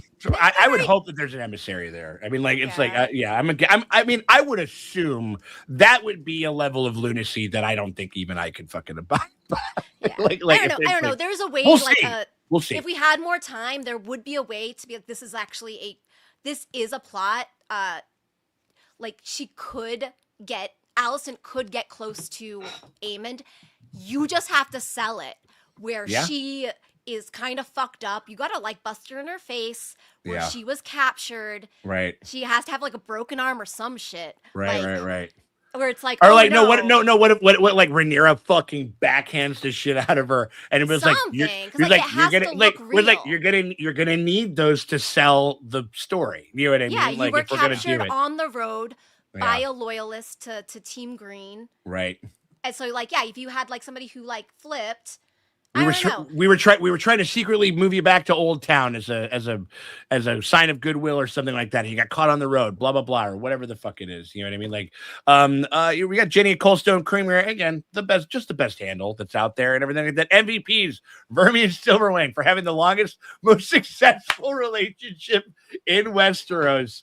That was again he kept her in the house. He's woman, like, girl, you're kept crazy. Woman. You have a bad picker. You know you're gonna like just pick up the first drunk man you see. I know you. He's like, I still love you. Listen, we're open. I still love you, but get in the house. There were a lot of jokes about Vhagar like confusing Aemond for Visenya, but I also think that same could be said for Silverwing confusing Good Queen Alysanne with Ulf. That's cute. I love that. And so like the joke about like Vermi and Silverwing having the longest relationship is because like literally they were Jaehaerys and Alysanne's dragons, and they were born to those two people, and as we know, brother and sister, they got married, and so like they've had lots of clutches together. And so the fact that decades, hundreds of years, however long it's been, it hasn't been that long. Jaehaerys was alive within three generations. They have still like maintained their relationship, I think is very cute. So it was very adorable. I loved it so much. They're like totally different personalities, but they just works. That's why it works. Yeah. No, absolutely. Yeah, 100%. I mean, like, yeah, it was definitely like a very, very sweet, and it also kind of comes with like the kinship of both like Ulf and Hugh in the sense that they have such an exclusive experience with one another. You know what I mean? There's very few people there's very few people like out there that can like even within Dragon Riders and shit like that. You know what I mean? And like, I will say for the show, I'm like, hey, showrunners, now the CGI on this scene looked a little janky. You can even see it looks a little. I don't mind. I don't mind at all. If it gets us more episodes, because the sound design is like impeccable as always. Well, I think, and the sound design will save your ass too. I mean, like that'll help. Like when they were flying down, it looked a little. I'm like, can we just? You can make them look janky. Let's make that truce with each other. That if it gets us more episodes, the dragons can look a little rough sometimes. It's fine. Don't worry about it. It's okay. Yeah, absolutely. That's all I would like to say. But I think it's like I don't need it to be the Flash movie, but you know, oh my god, honestly, the Flash TV show totally fine. If you want Flash movie, not so much. Right. You do like really expensive ones at like the beginning and the end or whatever, and the ones in the middle can be a little like let's make that bargain. Dustin, who's your MVP? Okay. I think Wayne might be my MVP. Yo. I mean, like harnessing CEO of powers. Getting groomed by Ormond. Yeah. Yeah. But you know, the one thing I will kind of dock him a point for is where he's just like, yeah, sorry, Darren. See ya. It was a little bit of that. Like, you're his toy now. I think it was. I lived through this shit, but also I know he needs you alive. Yeah, it's like he needs you alive. I think that's why I still kept him as my MVP because he knows that like for the moment, Ormond can't kill Darren. So as long as as long as he's useful, Darren is more or less safe. Yeah. And 100%. Gwyn, it was just kind of like, also he hadn't had a feather bed in a week, Dustin. Yeah. So he's a little grumpy and hangry. But I just like that he was able to like tell like two different characters be like, no, your shit's fucking bogus, man. Yes. Like, in the same episode. Be like, yeah, I'm out. Like, you're an idiot. I'm leaving. And like didn't give a shit about it. He's like, see you later, buddy. I'm done. And saved the day. And then Anne was like, listen, one thing I know is every single fucking hot highborn in this I'm clocking all of that shit. He has never sure. That one, never. No, I mean like it's what saved. It's what kind of I think saved and kind of preserved or made me think because I agree with like some of our critique about like some of the mechanics of this scene, but this performance and this like character beat and showing like how much more adept he is at this element of this world and actually going out and having met with some of these people and knowing how to fight and being able to handle himself like and like you it's like are you stupid? Like you just let these guys in, you don't vet them at all, you don't understand shit like that. And so like I think that it was I don't know, it was just a cool performance, and then it was just somebody taking care of business. It's like and brings up the thing, not nowhere near as comely. Boom, puts it down, he's way more comely, way more comely. Like the AOC of the Hightower clan, where he's just like, yeah, I've been out in the world, I've done some shit. Yeah. bartended for like Yeah. a couple months. Yeah, I was out Right. in the field. Like, what have you done? For sure. Yeah. You haven't done But shit. you know what? No, it's like he was but there's also a thing where I mean the scene really worked for me because we were like that with the sound design, with the whole thing with Ormond being like just totally could not function. Right. And even when if he didn't have that smell thing, I think when Gawain went to go lunge at the Baratheons, Yeah. he could have actually had a brain in his head to be like, why would Gawain do that? Yeah. Instead, he's like, don't attack them to his guys. Yeah, Like, right. crazy. He was just like, stop him, like whatever the fuck it was. Until Gawain was like, that. no, this is Right. not, this is a plot. Right. Duh. No, it and took him, also, and also his kind of desperation to find any ally, because Gawain did also clock him like, yo, who the fuck do you actually have like on our side? Declare. Yeah. No, I would push back on that. He's like, which is gonna be very funny when all these people, it's much like, when we're like, never stand any politician. Yeah. Because they're still a politician. Sure. Don't like, he knows they are like you saw it in King's Landing, this very effective viral marketing of I have friends everywhere. It's the Andor. He is cloaking himself in this like high towers are the seven kingdoms. We are the people. We are like.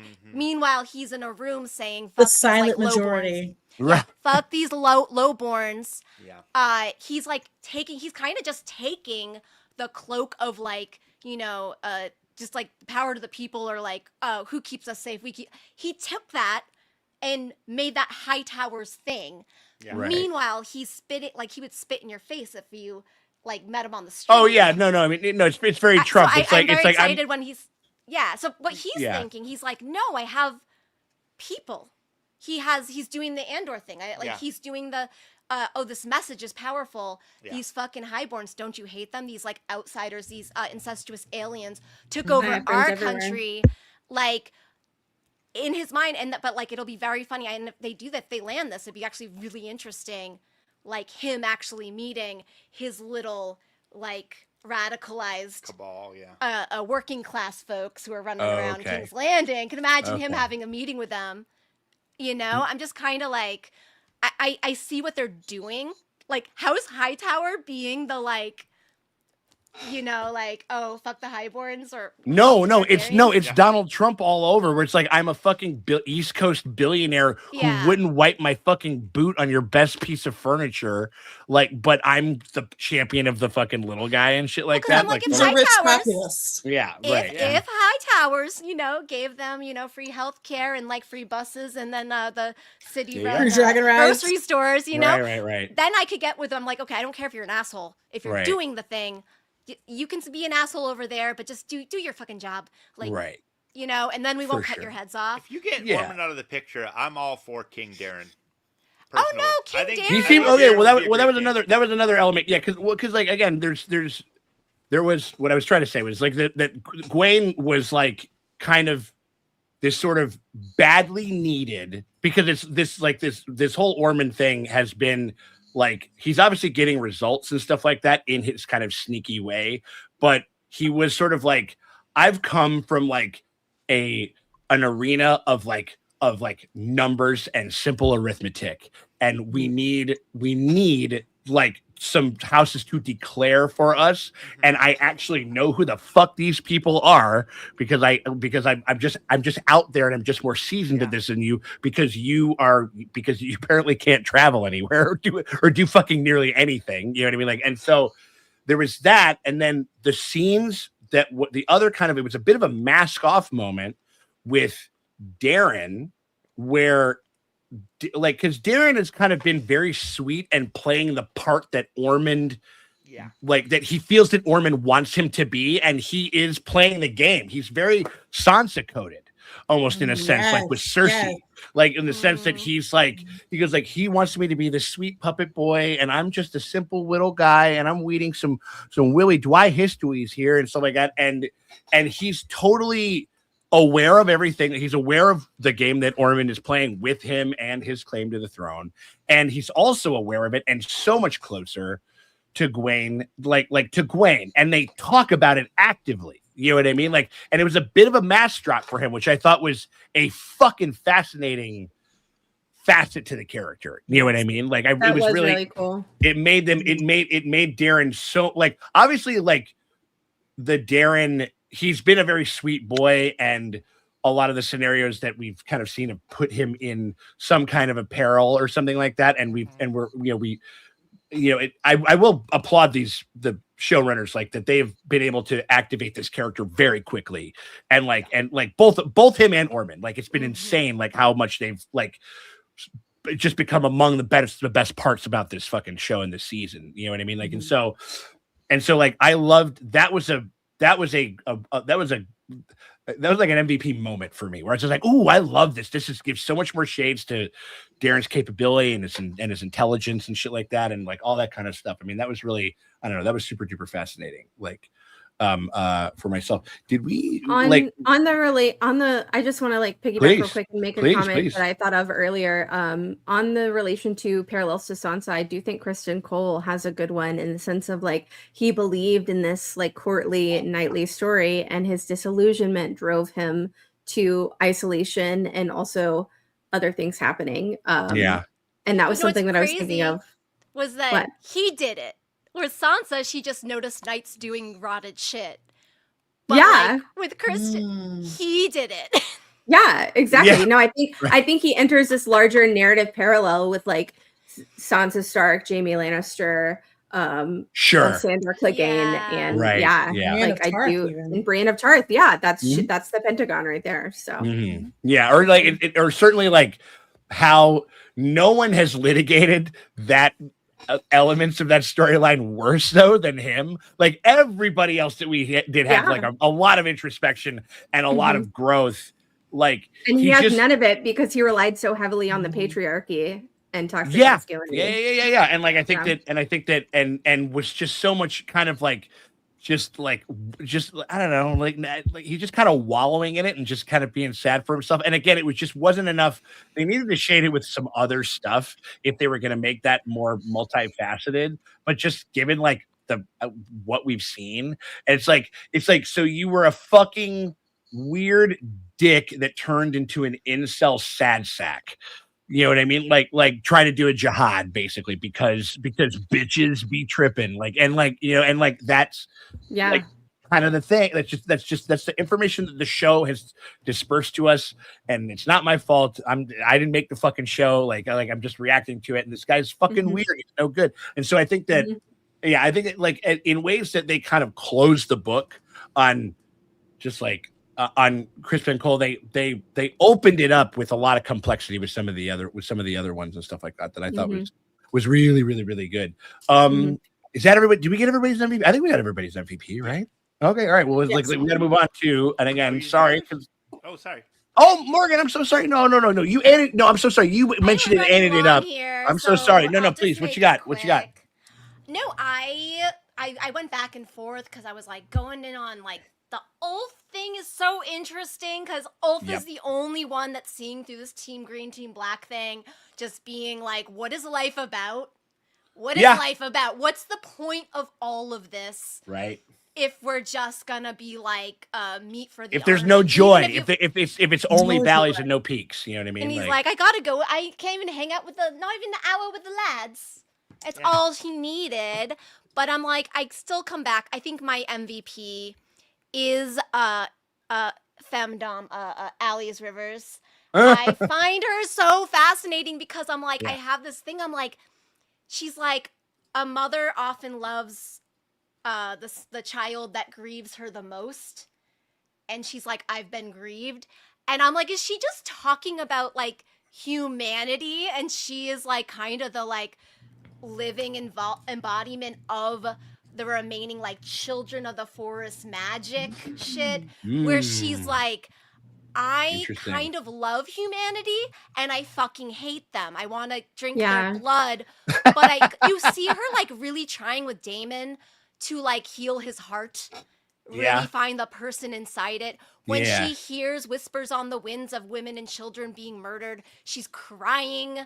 Like, I think it's this weird like mother nature shit where she both fucking hates humans, but also because she loves them and she's disappointed. And with Aemond, she sees this kind of hope of like, we can make this truce again, much like they did on the Isle of Faces way back in the day, where like, we can't just keep murdering each other over and over and over again. Something has to give. We can do a truce where I get power, you get power. I will let old Valyria magic come onto the Seven Kingdoms, and that'll stave off the long night. But I can also make it safe for like werewood magic to exist. Sure. I don't know. I'm just like finding that thing. The more I'm going through this, it's like she's like the ambassador of the old gods. Yeah, she is. And the old gods were like, you need to make a marriage pact with someone powerful enough. Like the second you smell magic, girl, like we need you to kind of plant some fucking flags on some real estate and really fucking carve out a portion of yourself for this place. There's always been some debate and theorizing about how related she is and how like knowledgeable she is of Brendan Rivers, the Three-Eyed Raven.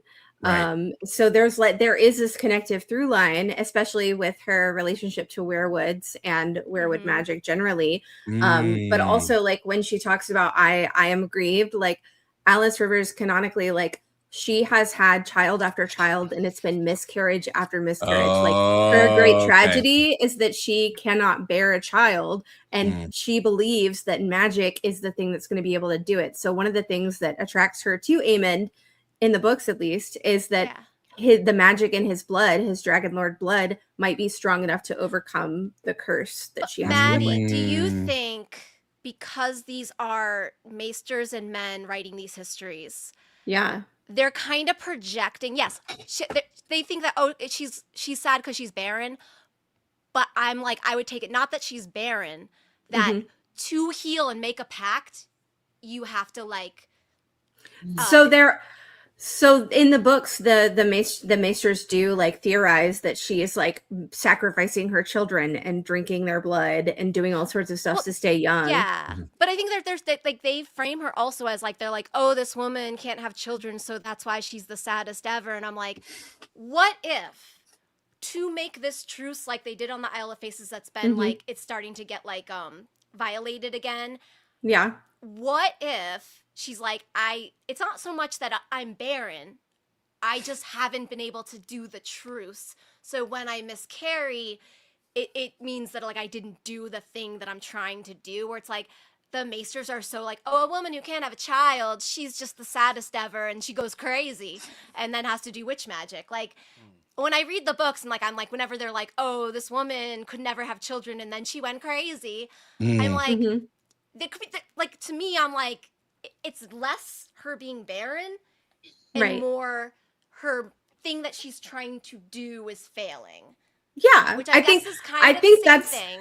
It is. I see what you're saying, and I do see how it's similar, but I also see the like distinction that you're trying to make, which I do agree with. Like, I do think that like there's a lot of misogyny in the way Alice Rivers is reported and like portrayed, and I do really appreciate Gail Rankin for bringing in as much like nuance and like dynamics as she can. I think she's doing amazing. Yeah, and they're still keeping it pretty mysterious. It'd be kind of interesting, like if they can kind of profile that a little bit more. I mean, like a shout out again to the Syndicator coming back. Anyone else took anyone else to this episode? Real bold. John Roxton is Brasso. Joplin Sibtain from Andor. I feel dumb. Don't feel dumb. That's a very powerful mullet, or not. That's a very powerful bowl cut. You know what I mean? It is a very powerful bowl cut. For me, I clocked it immediately, but I understand people not doing it because I mean, like I wouldn't feel stupid. I mean, like I don't know. I mean, I wouldn't feel stupid. It was just like you were like again. That's probably just more of a bit of flowers to put towards the performer and shit like that, because he's carrying himself so differently and stuff like that you kind of just didn't even think of him in that way. You know what I mean? Like that, and also there's a CGI fucking dragon in like half the fucking scenes, and so your eyeballs are going to that shit too. You know what I mean? Like, I didn't realize that Roddy the Ruin was Chibs until this episode, so you're okay. Well, there you go. You're fine. Yeah, exactly. I think that shit like that happens all the time. So don't sweat it there. What else? A lot of beard hiding that scarred face. Right? Yeah, absolutely. True. 100%. I mean, like, True. yeah, I mean, like, yeah, he's like the Irish Michael K. Williams, R.I.P. But like had just very famous, like big face, like big scar across the face and stuff like that. But still like a great character actor. Yeah. All right, so I think with that and with the MP3 with the MP3 the MP3s taken care of over there. I think we can move on to our cunt of the week again and take note, everybody, because I swear on everything that is holy upon every single upon the Smith, the Maiden, the Warrior, all of them, that we're gonna have an updated cunt of the week montage. But for now, we're gonna stick with the oldie but a goodie. It's our cunt of the week, everybody. And I totally messed up that prompt. Where is it? There There's no cure for being a cunt. Cunt. A horn-blowing cunt. Cunt of cunts. You cunts! There you go. It's the cunt of the week, everybody. And I imagine this, I think this is going to be interesting. I think we're going to have a very, very large breadth of candidates, I think, for a second. And so I'm very interested, Maria, who is your cunt of the week? Oh, well, first of all, Kristen Cole. Boom. But then second of all, Lady of the Eyrie. Ooh, Jane, Lady Jane. Jane. Yeah. Serving or what kind of a cut? I mean, she is that. I mean, she always looks good. Don't get me wrong. Okay, I got you. I want to be gowns, beautiful gowns. But what the hell are you doing slapping a dragon rider in the face? What is wrong with you? True. She was being reckless. She's saving her life. But also, I was like, Mommy. I'm a damaged person, so I was like, "Oh, Raina's so lucky."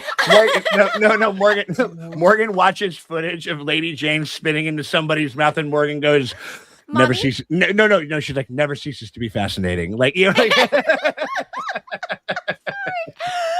don't know why. There's something about her, like she like smacks a child in the face, and I'm like, Yeah, well, no, it just seems like she's been through so much this season, Raina. That's true. Yeah. And like she was like, girl, for real. Like I've been through so much. I've cut off my locks in sorrow. You're gonna sit up here and slap me in the face? Oh, that's fine. Because Sheep Stealer loves to burn shit. Yeah. I mean, it was very for me, the optics are just terrible. Right? Like it's very, very uncomfortable. And I don't like what they're doing with Jane Eyre in this show, but I understand like her performance is very captivating and like driving like I'm very like enamored of it, but like also it's not my Jane Eyre. Like it's not my Jane Eyre. Like I like the character that they're doing and I understand why they're doing it, but like just make that somebody else because that's not Jane Eyre. Is that right?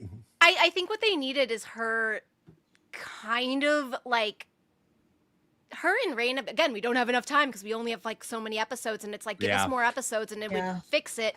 Where it's like have them actually have a relationship where like she does feel protective, so she's hitting her because this is Westeros, and we're like hitting our kids. But it would have been a great Ormond parallel. No. You almost got killed there, but there's not enough. Because if they find out that you're here, the other dragon, Rhaenyra, will send the dragons to kill you. Yeah. And I like you because we had more than 8 episodes. And we had time for them to actually develop a relationship.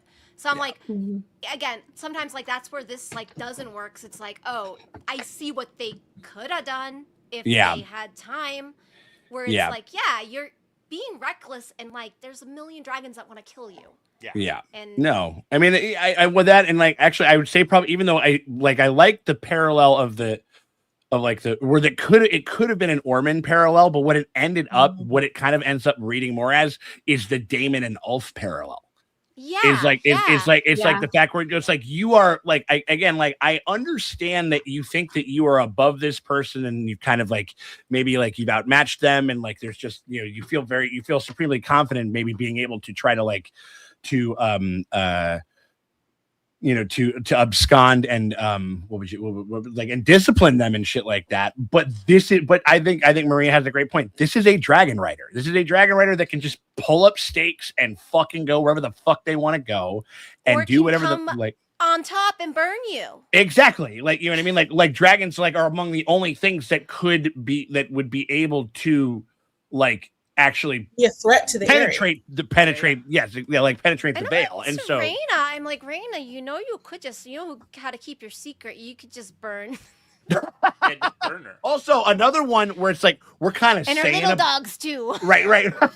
No, but like the other thing about it that was also there's another parallel in this scene, as in girl is letting loose information in earshot of so many fucking people. But is it because she hucks people out of the moon door? I think that it's I think that's true. I mean, and that's how we open the scene. I mean, but again, I just I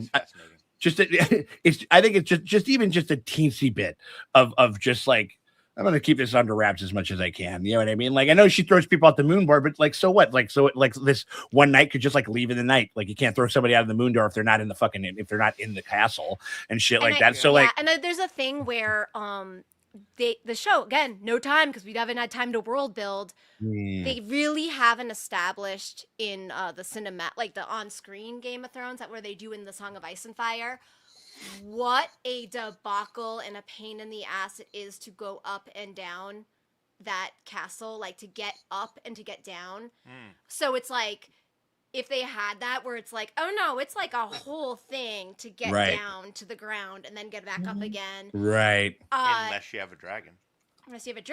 Where it's okay, so yeah, anyone that's in that castle, you could leave, but it's a whole thing and we catch you because you can only do it slowly. The only way to do it is slowly. Right. It's dangerous. Yeah. Hold on. Cool scene, a little bit of make a little bit of connective tissue to some of the other stuff in the other shows. She slaps her, she belts her.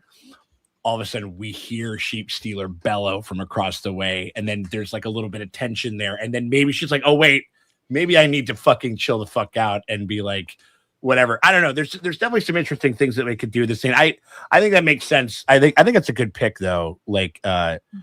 Maria. I mean, I think it's people are getting wild with people that drive 747s loaded with fucking nukes. Listen, this Damon, I get that you're frustrated with Ulf, but let's be accommodating. Pop-up bar and have everybody come into the Red Keep like fucking Aemon, Aegon used to do. You know what I mean? They're drinking up. Maybe don't embarrass him publicly. Yeah, I mean, it was really, I don't know. I mean, I think that elements of that are definitely a little. But that's why Ormond is actually when he's what's your plan? It's he's been doing the plan. The High Towers have been doing this because the Targaryens are going to Targaryen all over King's Landing. Right. He knew he knew that get rid of the gold cloaks that are super loyal to Daemon. Get rid of them. He's not going to be able to win hearts and minds. It's just not who he is. Nope. No. And absolutely can't not either in person, but he can hire people who can. Well, that kind of goes, actually, it's good timing. I mean, that goes into my cunt of the week, which is there you go. The Targaryen bosses. Uh-huh. They're real shitty. Yeah. Yeah. No, do your fucking job and shut up, and it's for the realm. And you're no, Hugh and Ulf, they're losing them, and they're it's whether you read the book or not, what's happening. It's just I mean they're seeding that very, very heavily, as far as their dissatisfaction and stuff. You're absolutely right, Dustin. Yeah, and so they're just well, why are we doing this? In that whole line, is your life any better? You're and that is a moment too where he's like, well, would you still do it? He's like, well, yeah. Yeah. I mean, it's a dragon, but it's no, dragon bonds are strong. So the feeling of being bonded to the dragon, I'm sure is no, it's unthinkable to not. I would always do it because it's in your soul. Yeah. But it's very much we should have stayed in that cave tavern. We should have never left the tavern. And I just I don't know. I think I'm just gonna piggyback and say that's my cunt of the week is just aristocracy, where it's the whole thing. It's your best case if you're gonna try and rule a kingdom. you do have to do, and Rhaenyra would, if she hadn't been so like misogyny pilled, where she's like, I gotta move like a man, because if I move like a woman, they're gonna not follow me. Right. Those people in that, the people in the throne room who weren't, you know, high tower plants, which I think a couple were, like, when people Yeah. start getting, you know, you yes and it, but like, they really do. They wanted that mom energy where it's like the septa comes there, like, oh, she's a woman. So like, they took our young, like our young nun, and it's like, she's like thoughts and prayers instead of Thoughts like, and prayers. instead of like, what's her name? What was her name? Right. And then like just like a single question about who was this girl, who was she? Oh, tell me everything. What did the men look like? Oh, like There's it was so easy. there's elements of I wanna be her- ingratiation. You want to be like, can we get a fucking class and get like the time traveling like Varys fetus to bring back Marjorie Tyrell to give some fucking pointers to these people on how That, to or just fucking like Elizabeth, like once, and she's channeling her by doing her quotes. It's like, yeah, right, she's right, like, I am right. the Virgin Queen, Mom. I'm the mother. I'm here to mother you and give you art, and like, you know, whether it's like a lot, mostly like, you know, she spins the whole female thing into never forget who you are, wear it like armor. Yeah. She can be mommy on the throne. She has dragons, and if people think that she's weak, you have their dragon bite their ass off. Yeah. But you are the sweet mama. Right. And Being like, like, what's that little girl's name? yeah. What did those men look like? And maybe if we don't find those men, you find some men. Get And some you men. do a big Or- thing and like, or like, her I name guess- was this. No one Right. forget her name. right. These men. This did is what that. happens to the men who do this kind of thing in my kingdom. Yeah, I think or even like just or I remember I was like, do these people like this? I mean, we're giving very Arrested Development Lucille Bluth vibes in the sense that like where we're just like, it's like we have all this gold. What are we gonna do with it? We can either spend all of it like on fucking food for the common folk and or pay none of the gold cloaks, or pay the gold cloaks and have none of it be for the thing. And I'm like, how about half and half? I'll take half over nothing. You know what I mean? Like if it can help me string along some of this and hold it together a little bit more. I mean, like, And you don't necessarily need gold. You need food. Yes. You need arms. You need Yes. supplies. So Right. there's a way to like, okay, whoever gets the gold, it's going to be assumed that you're going to, anyone, if you are like a milliner or whatever. Yeah. And we gave you gold to get your supplies to make the bread. Right. You owe the gold cloaks this much for Right. bread during Yeah. wartime, and like there's a way to do this where it's Right. like, because like bars of gold that you can, what are you gonna do? You can eat that? Like, Well, and anybody who's ever managed people knows that if you give something to one person, the person that didn't get it is going to be super mad. or they need something. Right. So you have to kind of raise everybody up at the same time, you know? Yeah. Because And nothing that's just like sows disloyalty more than raising up one person and not another. But you Or talk something to that the gold seems like cloaks. favoritism or something Yeah. like that. You know talk what I to the mean? gold Like, cloaks, and be so, like, I gave the gold to the bakers and to get their raw materials. Your children will be fed. You will eat. right. will Like, like, there's a you're way to do you're the this. first stop for the milkman, like when the fucking Yeah. shit comes over or whatever the Yeah. fuck it is, or something. Like, yeah, I feel like there's like Some there's little special thing that they get. to make Anything, them, man. Like, and you know, you find those little things that you can do. Yeah. Yeah. Being like, oh, it's wartime. Your families can come shelter in the Red Keep or whatever. It's gonna be crowded, but there's Right. common areas. Listen, but no, Even they're that employee that like chaps your ass, you got something. You got to be like, well, all right, I got to Yeah, find a way to right. kind of keep them working, Because, or well, just points are made. or just kill him. You know, Yeah. honestly, at that point, like, Damon, like I'm just saying, like not like our, like real employee, but like Right. Damon, and be like, all right, well, do you need a dragon rider or not? right. If you Yeah. don't, fucking kill him, Yeah. Yeah. because Yeah. what's the point otherwise? Otherwise, Right. stop torturing him. Like, Yeah, Uh-huh. I think it's like it was definitely I mean, like it's definitely like the people that like But it turns out a bunch of aristocratic, homicidal, like highborn maniacs are not very good at people politicking. Like, you know, it's like Some of them are though good at like spinning. And that's all spinning we for ask sure. of them. Soft power, just spin some shit. Like pretend to give a fuck. Does Rhaenyra give a fuck? They don't have any diplomacy at all. Yeah, that's been really frustrating. That's been a really frustrating element of just like watching and just being. All right, so we got Dustin's cunt of the week. We got Maria's cunt of the week. Morgan, who's your cunt of the week over there? Oh no, I was just yes-anding. Oh, you were just yes-anding. It's okay. Maddie, who's your cunt of the week over there? What do you got? Honorary cunt of the week goes to Kristen Cole because this is the last week he can be my cunt of the week, and you gotta put him on there. I hate that man. You gotta put him on there. You gotta do it. He's never gonna be my cunt of the week ever again. Hold on, you get yourself a nice tasty cake over there, a nice little like a Kristen. Bye, Kristen. Bye, Kristen cake. You know what I mean? Like, yeah, for sure. Crispy Kristen cake. Yes. Yeah. Exactly. No. I think it's a good one. And you had to do it at some point. And again, this was like, and sometimes he's been like a right sphering kind of cunt. This one, he was just like a little like kind of wimpy cunt. Not with the mace. They did show him get busy. He was doing some work with that mace. It was that was the only, and that was I think among the only times other than that was amazing. Amazing. There he is. That's why we pay him the big bucks, ladies and gentlemen. Like but no, I think that, I think that again, like, and then shout out to Fabian and like just like them being able to again make such a palpable presence within this show, and kind of giving him off again the send off that he deserves, and this is the send off that this character deserves, and like so, no, I think that's great. I think my cunt of the week is not.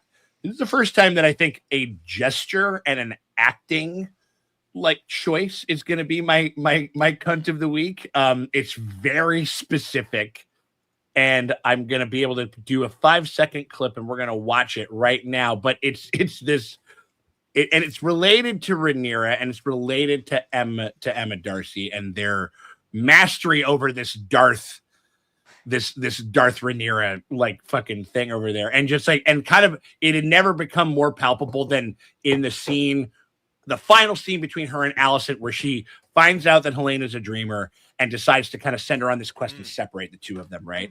There's a point where Alicent is very concerned and she reaches out to Rhaenyra and grabs her hand, and she's very kind of taken about it, like, and it's the first time because she was always like, she was kind of doing a Daenerys where she was like seeking tenderness from her, and she's doing the meme like like or whatever it was like, and that is not the fucking Rhaenyra that we have anymore. Rhaenyra, she's had it up to here. She's incredibly stressed. She's over this shit. She grabs it and she's like, "You dare touch me?" and then does this.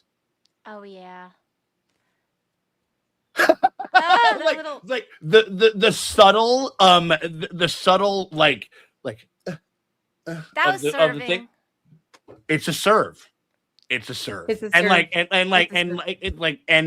I don't know. There's been, I mean, obviously it was already in the bag with episode 2 and 3, as far as like an Emmy nomination and probable win, like I think for Emma.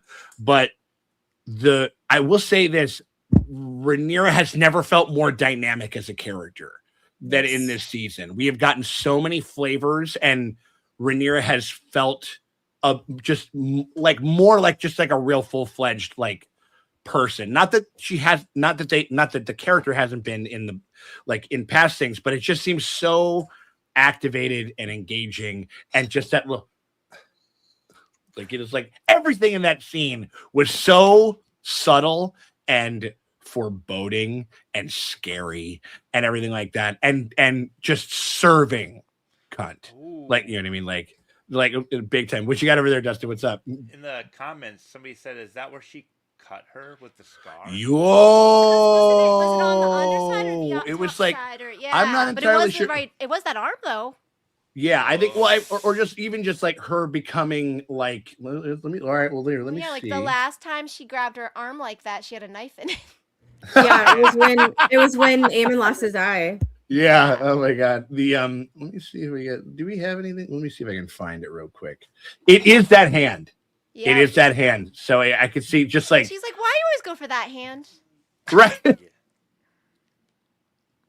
Okay, so she sort of she has it on the finger. Like at least it seems that like it's on like that kind of little tip of the Oh, finger. no. We mean No, we she mean means- No, in the when she had Allison scene. the knife. The Oh, scene where okay, she- yes. Oh, yeah, for sure. I mean, like the scar, right? That would be there. Yeah, Yeah. okay, for sure. Yeah, But I it got could you. also be her kind of like, don't look at my hand and how it got cut on the throne. That could Yeah, also yeah, be yeah. a little. Yeah, or like I want motherfuckers to keep their distance away from me. You know what I mean? Like I don't want nobody touching me. I don't want. I've had it up to here and shit like that, and that shit was super duper fun. Let me Yeah, so see. That's really interesting. Okay, I like that's a nice touch. Shout out to Hassan. Jamie is the one that introduces Cole into A Song of Ice and Fire, and then like he taught, and then like he was taught. looking in the Joffrey was Wipe looking up. in the book and being like, "Oh wow, you got one sentence." That's Right? the No, only he time yeah he was. hearing his name in that entire series. I mean, Joffrey was good at shade. He's like, Mhm. "Oh, Oh, four my God, pages it's like- for Sir Duncan." Yeah, no, 4 pages for Let's Sir look Duncan, up Kristen your Cole. section. Right, exactly. Yeah, How many it's pages like- did Crispin get? I think I don't know if they mentioned like the specific amount of like pages, or I think it's like they mention the pages because like I think most nights are getting maybe a paragraph or something like that. Even and- a knight who doesn't have songs written about him at least gets a page. Yeah, he at least gets a page. That's what he should have done. It's like I'll have a page in the annals of a history book, and then Roddy would have been like, fucking what marsh with the fucking page of that book, you piece of shit, like or no, I whatever mean, it was. Like Shout out to the woman at the bar who was like, "Do you though? Will you though?" Because right, totally. Oh no! Every time he said that, I'm like hearing the narrator in Arrested Development. He wouldn't. He wouldn't. didn't. Right. He wouldn't. She wouldn't Totally. hear it. No. Yeah. Allison would not, in fact, hear any songs. No, not even a little bit. Yeah, I think Not that. even a limerick. Not even somebody whistling. Yeah, like not even a jingle or whatever Not it a was. jingle, Like, yeah, nada. right. Or like no, like the jingle that like most people like after this episode would have been just a variant, like on the McDonald's thing where it's like Cole's dead. I'm loving it. Like you know what I mean, like type shit or whatever. Like there you go, exactly. Like, 877 Cars for Kid has 4 pages. How many pages do you get for your songs, Kristen? There's an Oh, entire it's right HBO next- documentary about it's it. right next to the annals of Sir Eagleman, like another legend in the field and shit like that. Oh my god. The where did that chart of gross tunes of the week, sir? Like, I don't see it in the top 10. yeah, for sure. Oh my god. I'm trying to think about was there anything. Oh, also maybe like a real cunt of the week though, like just for like a little bit, just because it's also I think it's a really good scene. And then we can wrap up. The I like another and it's been one before, and it was kind of like a joke, but I like that they were able to litigate it. Corliss gets a little bit of the cunt of the week over here because because he's just like gallivanting, putting himself like in like this very precarious, obviously very precarious position that he can be picked up and fucking like and kidnapped and shit like that. You know what I mean? Like, and also just And we all think he's kidnapped, not dead, right? No, I 'cause think that he's Ormond- kidnapped. I think Ormond that he's admires him. Yeah. And Yeah, knows and I his think he's skills. I think He's he's gonna too try to flip him. he's too I don't good think of a, we know. I don't think we know right now. I think he's too powerful of a bargaining chip for, especially for Ormond, like to be like, I can do something with this. Like, If you're smart, you won't kill him. yeah, exactly. Yeah. And then Ormond's pretty Ormond, sharp. Like, said that he respects his old money blood and was like, he's a And he's his a, military mind. Right. Yeah, But military might. also, yeah, no, 100%. And but Valarians, they have the old Valyria blood without all the True. the dragon riding magic. and incest. Right. You know what I mean? mean, Like, right. yeah. well, they did in Well, before. not with these. They up do until now. today, up until today. Right. They decided to get into the game late, but I thought that it was just again supremely like kind of reckless. And again, I understand like the frustration with the thing, but even fucking like the frustration with like the not like legitimizing the kids and everything like that. But even Alan, like he like brought it up where he goes like, again, because this is a kid who like literally and really viscerally remembers and harbors this a lot, is how hard they had it for as long as they had it. And he is on the council of the Queen Rhaenyra, you know, like the first of her name, The small council, like, But or the this small is council, what yes, like Corley's is done. Like he'll go off to go fight whenever he's having big feelings. Yeah. He did it to Rainy. he did it in season 2. He did it in Rhaenys, season He 2 just and does. shit. Yeah. This is what he does. Bailey even says it. It's like he just has to go do, and you just let them tire themselves out. But I would say, if I was being charitable, this fighting force he's fighting with, they're like a band on tour. They're coming home tour tight. Yeah. So if his plan, where he got all his feelings out, his men have gotten win after win after win they're after just win. fucking up the triarchy. They're fucking feeling it high on their Yeah. own supply.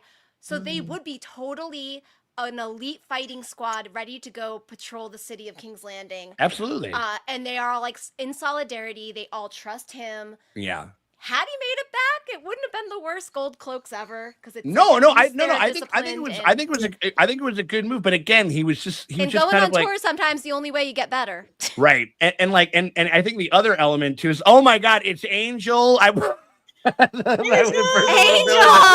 Oh wait, hold on. Little baby Angel war crime. No, over no, here. no. His nickname is the Angel of Death. Like that is what he got during our entire fucking GOT watch. And shit Templeton like is in that. flames, and he goes, See? "Who me?" Yeah, right. Who, me? Like, absolutely. No, I mean, like, I think that like the whole Corliss, and it's one of those things where I'm just like, well, here's the thing. Like, she has denied you, and that stings. And I understand, given the sacrifice.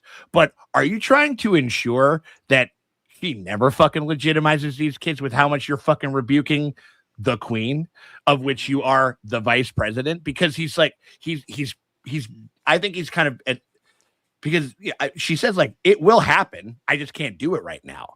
And like, and that's fine. And then because I feel like because She never said it will happen. No. but also because they stayed loyal to her over their own like father, who was actually mad because she didn't do a thing for them. I feel like Rhaenyra wouldn't like reject them. Be like, wow, you really are in this with me.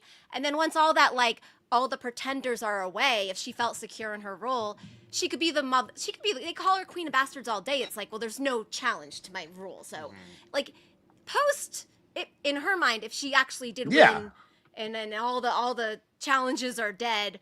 I'm like, there is a world. There is a world. 100%. That's I can do whatever the fuck I want because I have right. a Well, million I mean, dragon riders. I literally took it as that. He was like, I can't do this now. Like, Yeah. but and because she should have said it's like no, it she will should. happen. No, she She should have have happened. said, Like, I can't do it now, but I have a plan for it. yes, exactly. Right? Like, I think it's Right, like, yeah. and again, like just a little extrapolation would save us so much. But I yeah, am I team She fuck let him Rhaenyra walk on away that. with a question in his brain of why do your children deserve what mine are denied? right. She let him walk away with that. Yeah, for Yep. sure. No, Where no, it's like, I with that scene, I was like, no, Rhaenyra, that's just like, you're number one, you're dumb as fuck because it doesn't cost you any money. It's a yes that you can finally say yes to someone. Yeah. Someone is Easy. asking something So of you, easy. but Right. it is. Oh, it's yeah, her own, 100%. It's her own insecurity. She can't do Right. it, and I'm like, well, that's on you. You can't do it. You have 6 dragons. What are you telling me? Exactly. And so Right. this is the kind of the part where the blind casting kind of fails for me because this like feels like a very black thing to happen. oh I sure, sacrificed everything Right. for you. I lost Right. my wife. I lost Yep. my castle. Mm-hmm. I married my children off to yours. And like, okay, so I'm not a good dad or whatever. Like they are 38 years old. And I want to claim them now that I've lost everything. But still, I gave up everything for you. You're like, you can't even tell me a timeline. right. The Or, only like, ask. It's the only ask he's ever done. Right. His treasures are in full, like they're just dust. Yep. He used to be the richest house. They Yeah. came to that wedding decked out in gold. They I'm did. still mad we only got that one episode with that one version of Lena who was like, I was in Slay. love, like, oh, Oh, my yeah, god, yeah. I was so That in shit love was with so her. good. And I'm like, yeah, of course Damon married her. Like, he married her. But I was just like, that was them if they're like, you saw how like, oh, the rich family's here. Right. And it's like he lost everything. This doesn't cost you any money. Yeah. Costs True. you No. nothing. I think that trespass remains. I just think that like at this point, and it's honestly more just like this. It was one of those things where I'm just like, hey, buddy, like haven't every time that you've left, there's been something terrible has fucking gone awry because you had to go out and get the poison out because you couldn't kind of just hold it down. We could not possibly be in a more precarious position because he's kind of almost doing what Boris Baratheon is, where he's saying like, sorry, baby, gotta go root out the Vulture King. I gotta go root out the pirates. It's not like somebody else could do it. And like, but here's another thing, counterpoint, go push back a little bit. That's kind of the Blacks' only like viral marketing. Think about all those towns that the Triarchy is for sure, absolutely like decimating and harassing and stealing, and like to have like, oh, the Queen Rhaenyra sent her hand himself to save my wife. Yeah, right. That's powerful. That is powerful, like on the ground. We just don't see it because the show has only 8 episodes. So we don't have time to actually like see Corlys going from town to town and like the townsfolk being like, oh my God, thank God, Sea Snake and his men are here. They saved the day. Right. Because like that's the good for the small folk. Right. That's a good way to spin it. I don't think that Corlys is really worried He's about not kissing thinking babies. that, but like, it's a that'd be a good. If Rhaenyra could stop paying attention to the graffiti on the wall, perhaps she might be able to utilize that. Yeah, 100%. Strategy. Yeah, like or in the like it, or just like in the deeds or whatever. But even without him, she could just be like, hey, I command you to stay. I think it'd be better if we don't spread ourselves as thin and make ourselves as vulnerable as you fucking clearly are because you get kidnapped at the end of this episode. Yep. Yeah. And so that was kind of like, I'm sorry. Oh, please. George R. Martin really loves to put mirrors right in all of his big time, in a lot of his characters, and so a lot of what I'm seeing reflected here is, like you said, Baratheon, and also Dany. Like, we love to conquer, but we cannot rule. Yeah, we don't like ruling. For sure. Yeah, that's a big part of it for sure. The yeah, I mean, like, I don't know. So again, this is a wily episode, and I think probably like we have among our biggest amount of kind of like, I think like notes and stuff like that, or certain elements. Well, things finally, it was 3 episodes in a row where people were setting everything up, and then we had a lot of payoffs in this episode. Mm-hmm. So, yeah, definitely. Yeah, there's going to be some thoughts. Yeah. Also, or like, no sexual assault threat this episode. So that was there we go. But there was the Kat had to say, now I know there's no sex assault in this episode, but just so you know, some shit happened. Oh, that's right. For That's the right. days I was on the road. It was mentioned. It was alluded to. For all you perverts out there who need a sex assault every episode, Kat's like, don't worry, I was raped many times. It's don't worry. Right. Don't yeah. worry, That was off. crazy. It was like it's like I guess it's. We'll take whatever incremental fucking like progress harm we can reduction. make. We're gonna call it harm reduction. We're gonna call it harm reduction. Right. Like, yeah, exactly. Like, with some recounted calls, like we have recounts of it, those but not happened actually in the going past, down. guys. Okay. Yeah, exactly. Right. Exactly. But they just want to know. Don't worry. Why are you bringing up old stuff? Right. Yeah. Like what? Yeah. Yeah, for Don't sure. worry, And so you goddamn pervert. The statute I of limitations love, in Westeros is way different. Okay. I did love Kat reaction to that was an interesting. That was a good scene. That was a good scene. Very well performed. No, I that's like so, because no, she didn't need a dragon. She needed her like fucking really beefed up husband to accompany her to go check on her family, who was like, and then so they could all like, and if shit went sideways, she needed her like Smith husband to just be her bodyguard because that's why they married. Yeah, that's why I married. She wanted her sexy Santa by his side, right? And he could pull like a Jon and the Then in fucking season 4 and just like fucking bury a fucking like a hammer inside of the skull of like any would be rapers. And then another iconic line reading: "Stop raping, sir." That's like our that is our house words for this season. Right. Like I will say, like it really Yes, has been. Like it's true. been unfortunate how much I've been able to use that GIF in the edits of these fucking Yes. of these episodes and shit like that. Which I just would like to be able to use it less. yes, Yeah. I would like. I would like to be able to not have to, to not have the opportunity to rock with it. So I also wanted to mention, because I've seen Please. a lot of people talking about this, that what about their child? Their child died, y'all. Yeah. Remember? yeah. They, well, He was sick and passed away. it's other been child you see 87 is years. I know, right? It's true. The other child you see is her niece or something like that. Mhm. That is not Yeah, her. I think father yes, I just think that's died. right. Yeah, 100%. Yeah, that's her brother's kid. All But right. if I mean, Hugh like, was in that household, yeah, if Hugh was in that household, For would sure. that soldier try something like that? Because her Right. brother was like kind of a sweet man, but not a beefy buffed up. a little more. Yeah, definitely. Yeah, definitely. He's not And striking iron like all day and yeah, shit like that. her Yeah, brother's daughter did not recognize Hugh at all. She's never seen him before. that's right. So Oh yeah, because If that's that right. was their daughter, she she- would have said something. Right. She Yeah. like she walked by and she was like, who's who's the Santa? fucking honky Kris Kringle over there or But whatever, you know what I mean? also, Like Hugh, put some fucking dirt in that Targaryen white locks, please, when you're going. No, That's he's true. got too much pride in that now, right? Because like think she did so? not even want him to go off and get that dragon. Now he's like, "Hey, babe, I came back and got the dragon you didn't even want." And she's like, "You smell like sulfur. I right. don't like it." Not into it. Yeah, you smell like dragon, which the dragon has a smell and stuff like that. We learned that from it season showed 1. you. episode 1. It's like sulfur and horse. Is that sulfur horse? No, Oh, let's not. God. Like, yeah, listen. You're I welcome. live this working class life. I love it. Like I'm like we're in the nice little middle section, which is like a healthy middle class in Westeros. That's crazy. Yeah. But were living the dream of a skilled worker lifestyle, and she came from a family of skilled workers. Yeah. And it's like that's a nice little spot to be. And when you met me, did I seem like I want to be highborn? No. Right. I wanted a husband. You know what I mean? I wanted to I like, wanted you like by my side. yeah. Did you And it's in, like like, no, a I mean house? that was among the saddest like kind of vignettes of a scene because we haven't gotten as much information or as much material with them as I would have liked, but it was incredibly well performed.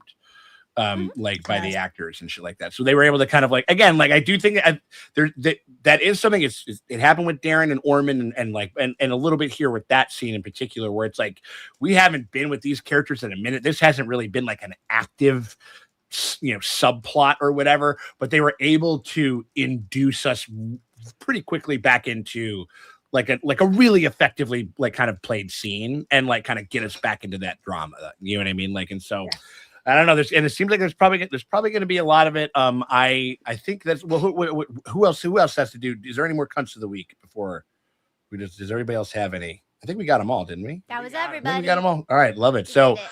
I think, and like we're all caught up on the super chats. Shout out to everybody who jumped in with the super chat over there.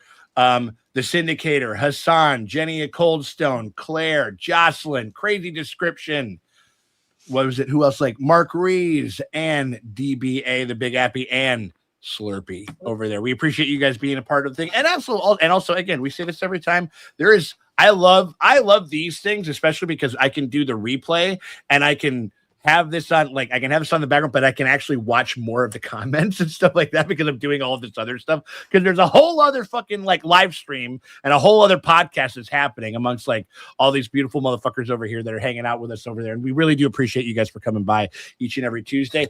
Y'all, we only got 2 more episodes, 2 more weeks of this season. I mean, like, and again, I think that we've had some of our maybe some of our biggest misgivings. I think with this particular episode, or maybe I don't know, misgivings maybe is a strong word, but like there's been some wrinkles here and there. But this has been among the best of the show's ever been. You know what I mean? Like for this season thus far, and like so, I'm very excited to kind of see the bookend of the first 2 episodes of this season and the last 2 episodes of this season. I feel like it's going to be pretty damn monumental. And so I don't know. I'm very excited for all of that. Very glad and grateful to be joined by Maria. Once again, thank you so much for contributing this week, my dear. Thanks for having me. Of course, absolutely. I mean, like, and also, like, do you, is there anything that it's like anything to plug, anything where people can find you or anything like that? Like, oh, okay, yeah, sure, for sure. You can find me on Blue Sky at Valor More Dollars. That's VALARMOR dollars, because all men must pay. And you can also find me on a podcast called Roomies Review the Movies, where I'm with my college roommate Lindsay, who has a degree in film. I was a film critic for like 20 years, so we try to pick films that the other hasn't seen to kind of fill in those cinematic gaps. So you can definitely catch me there.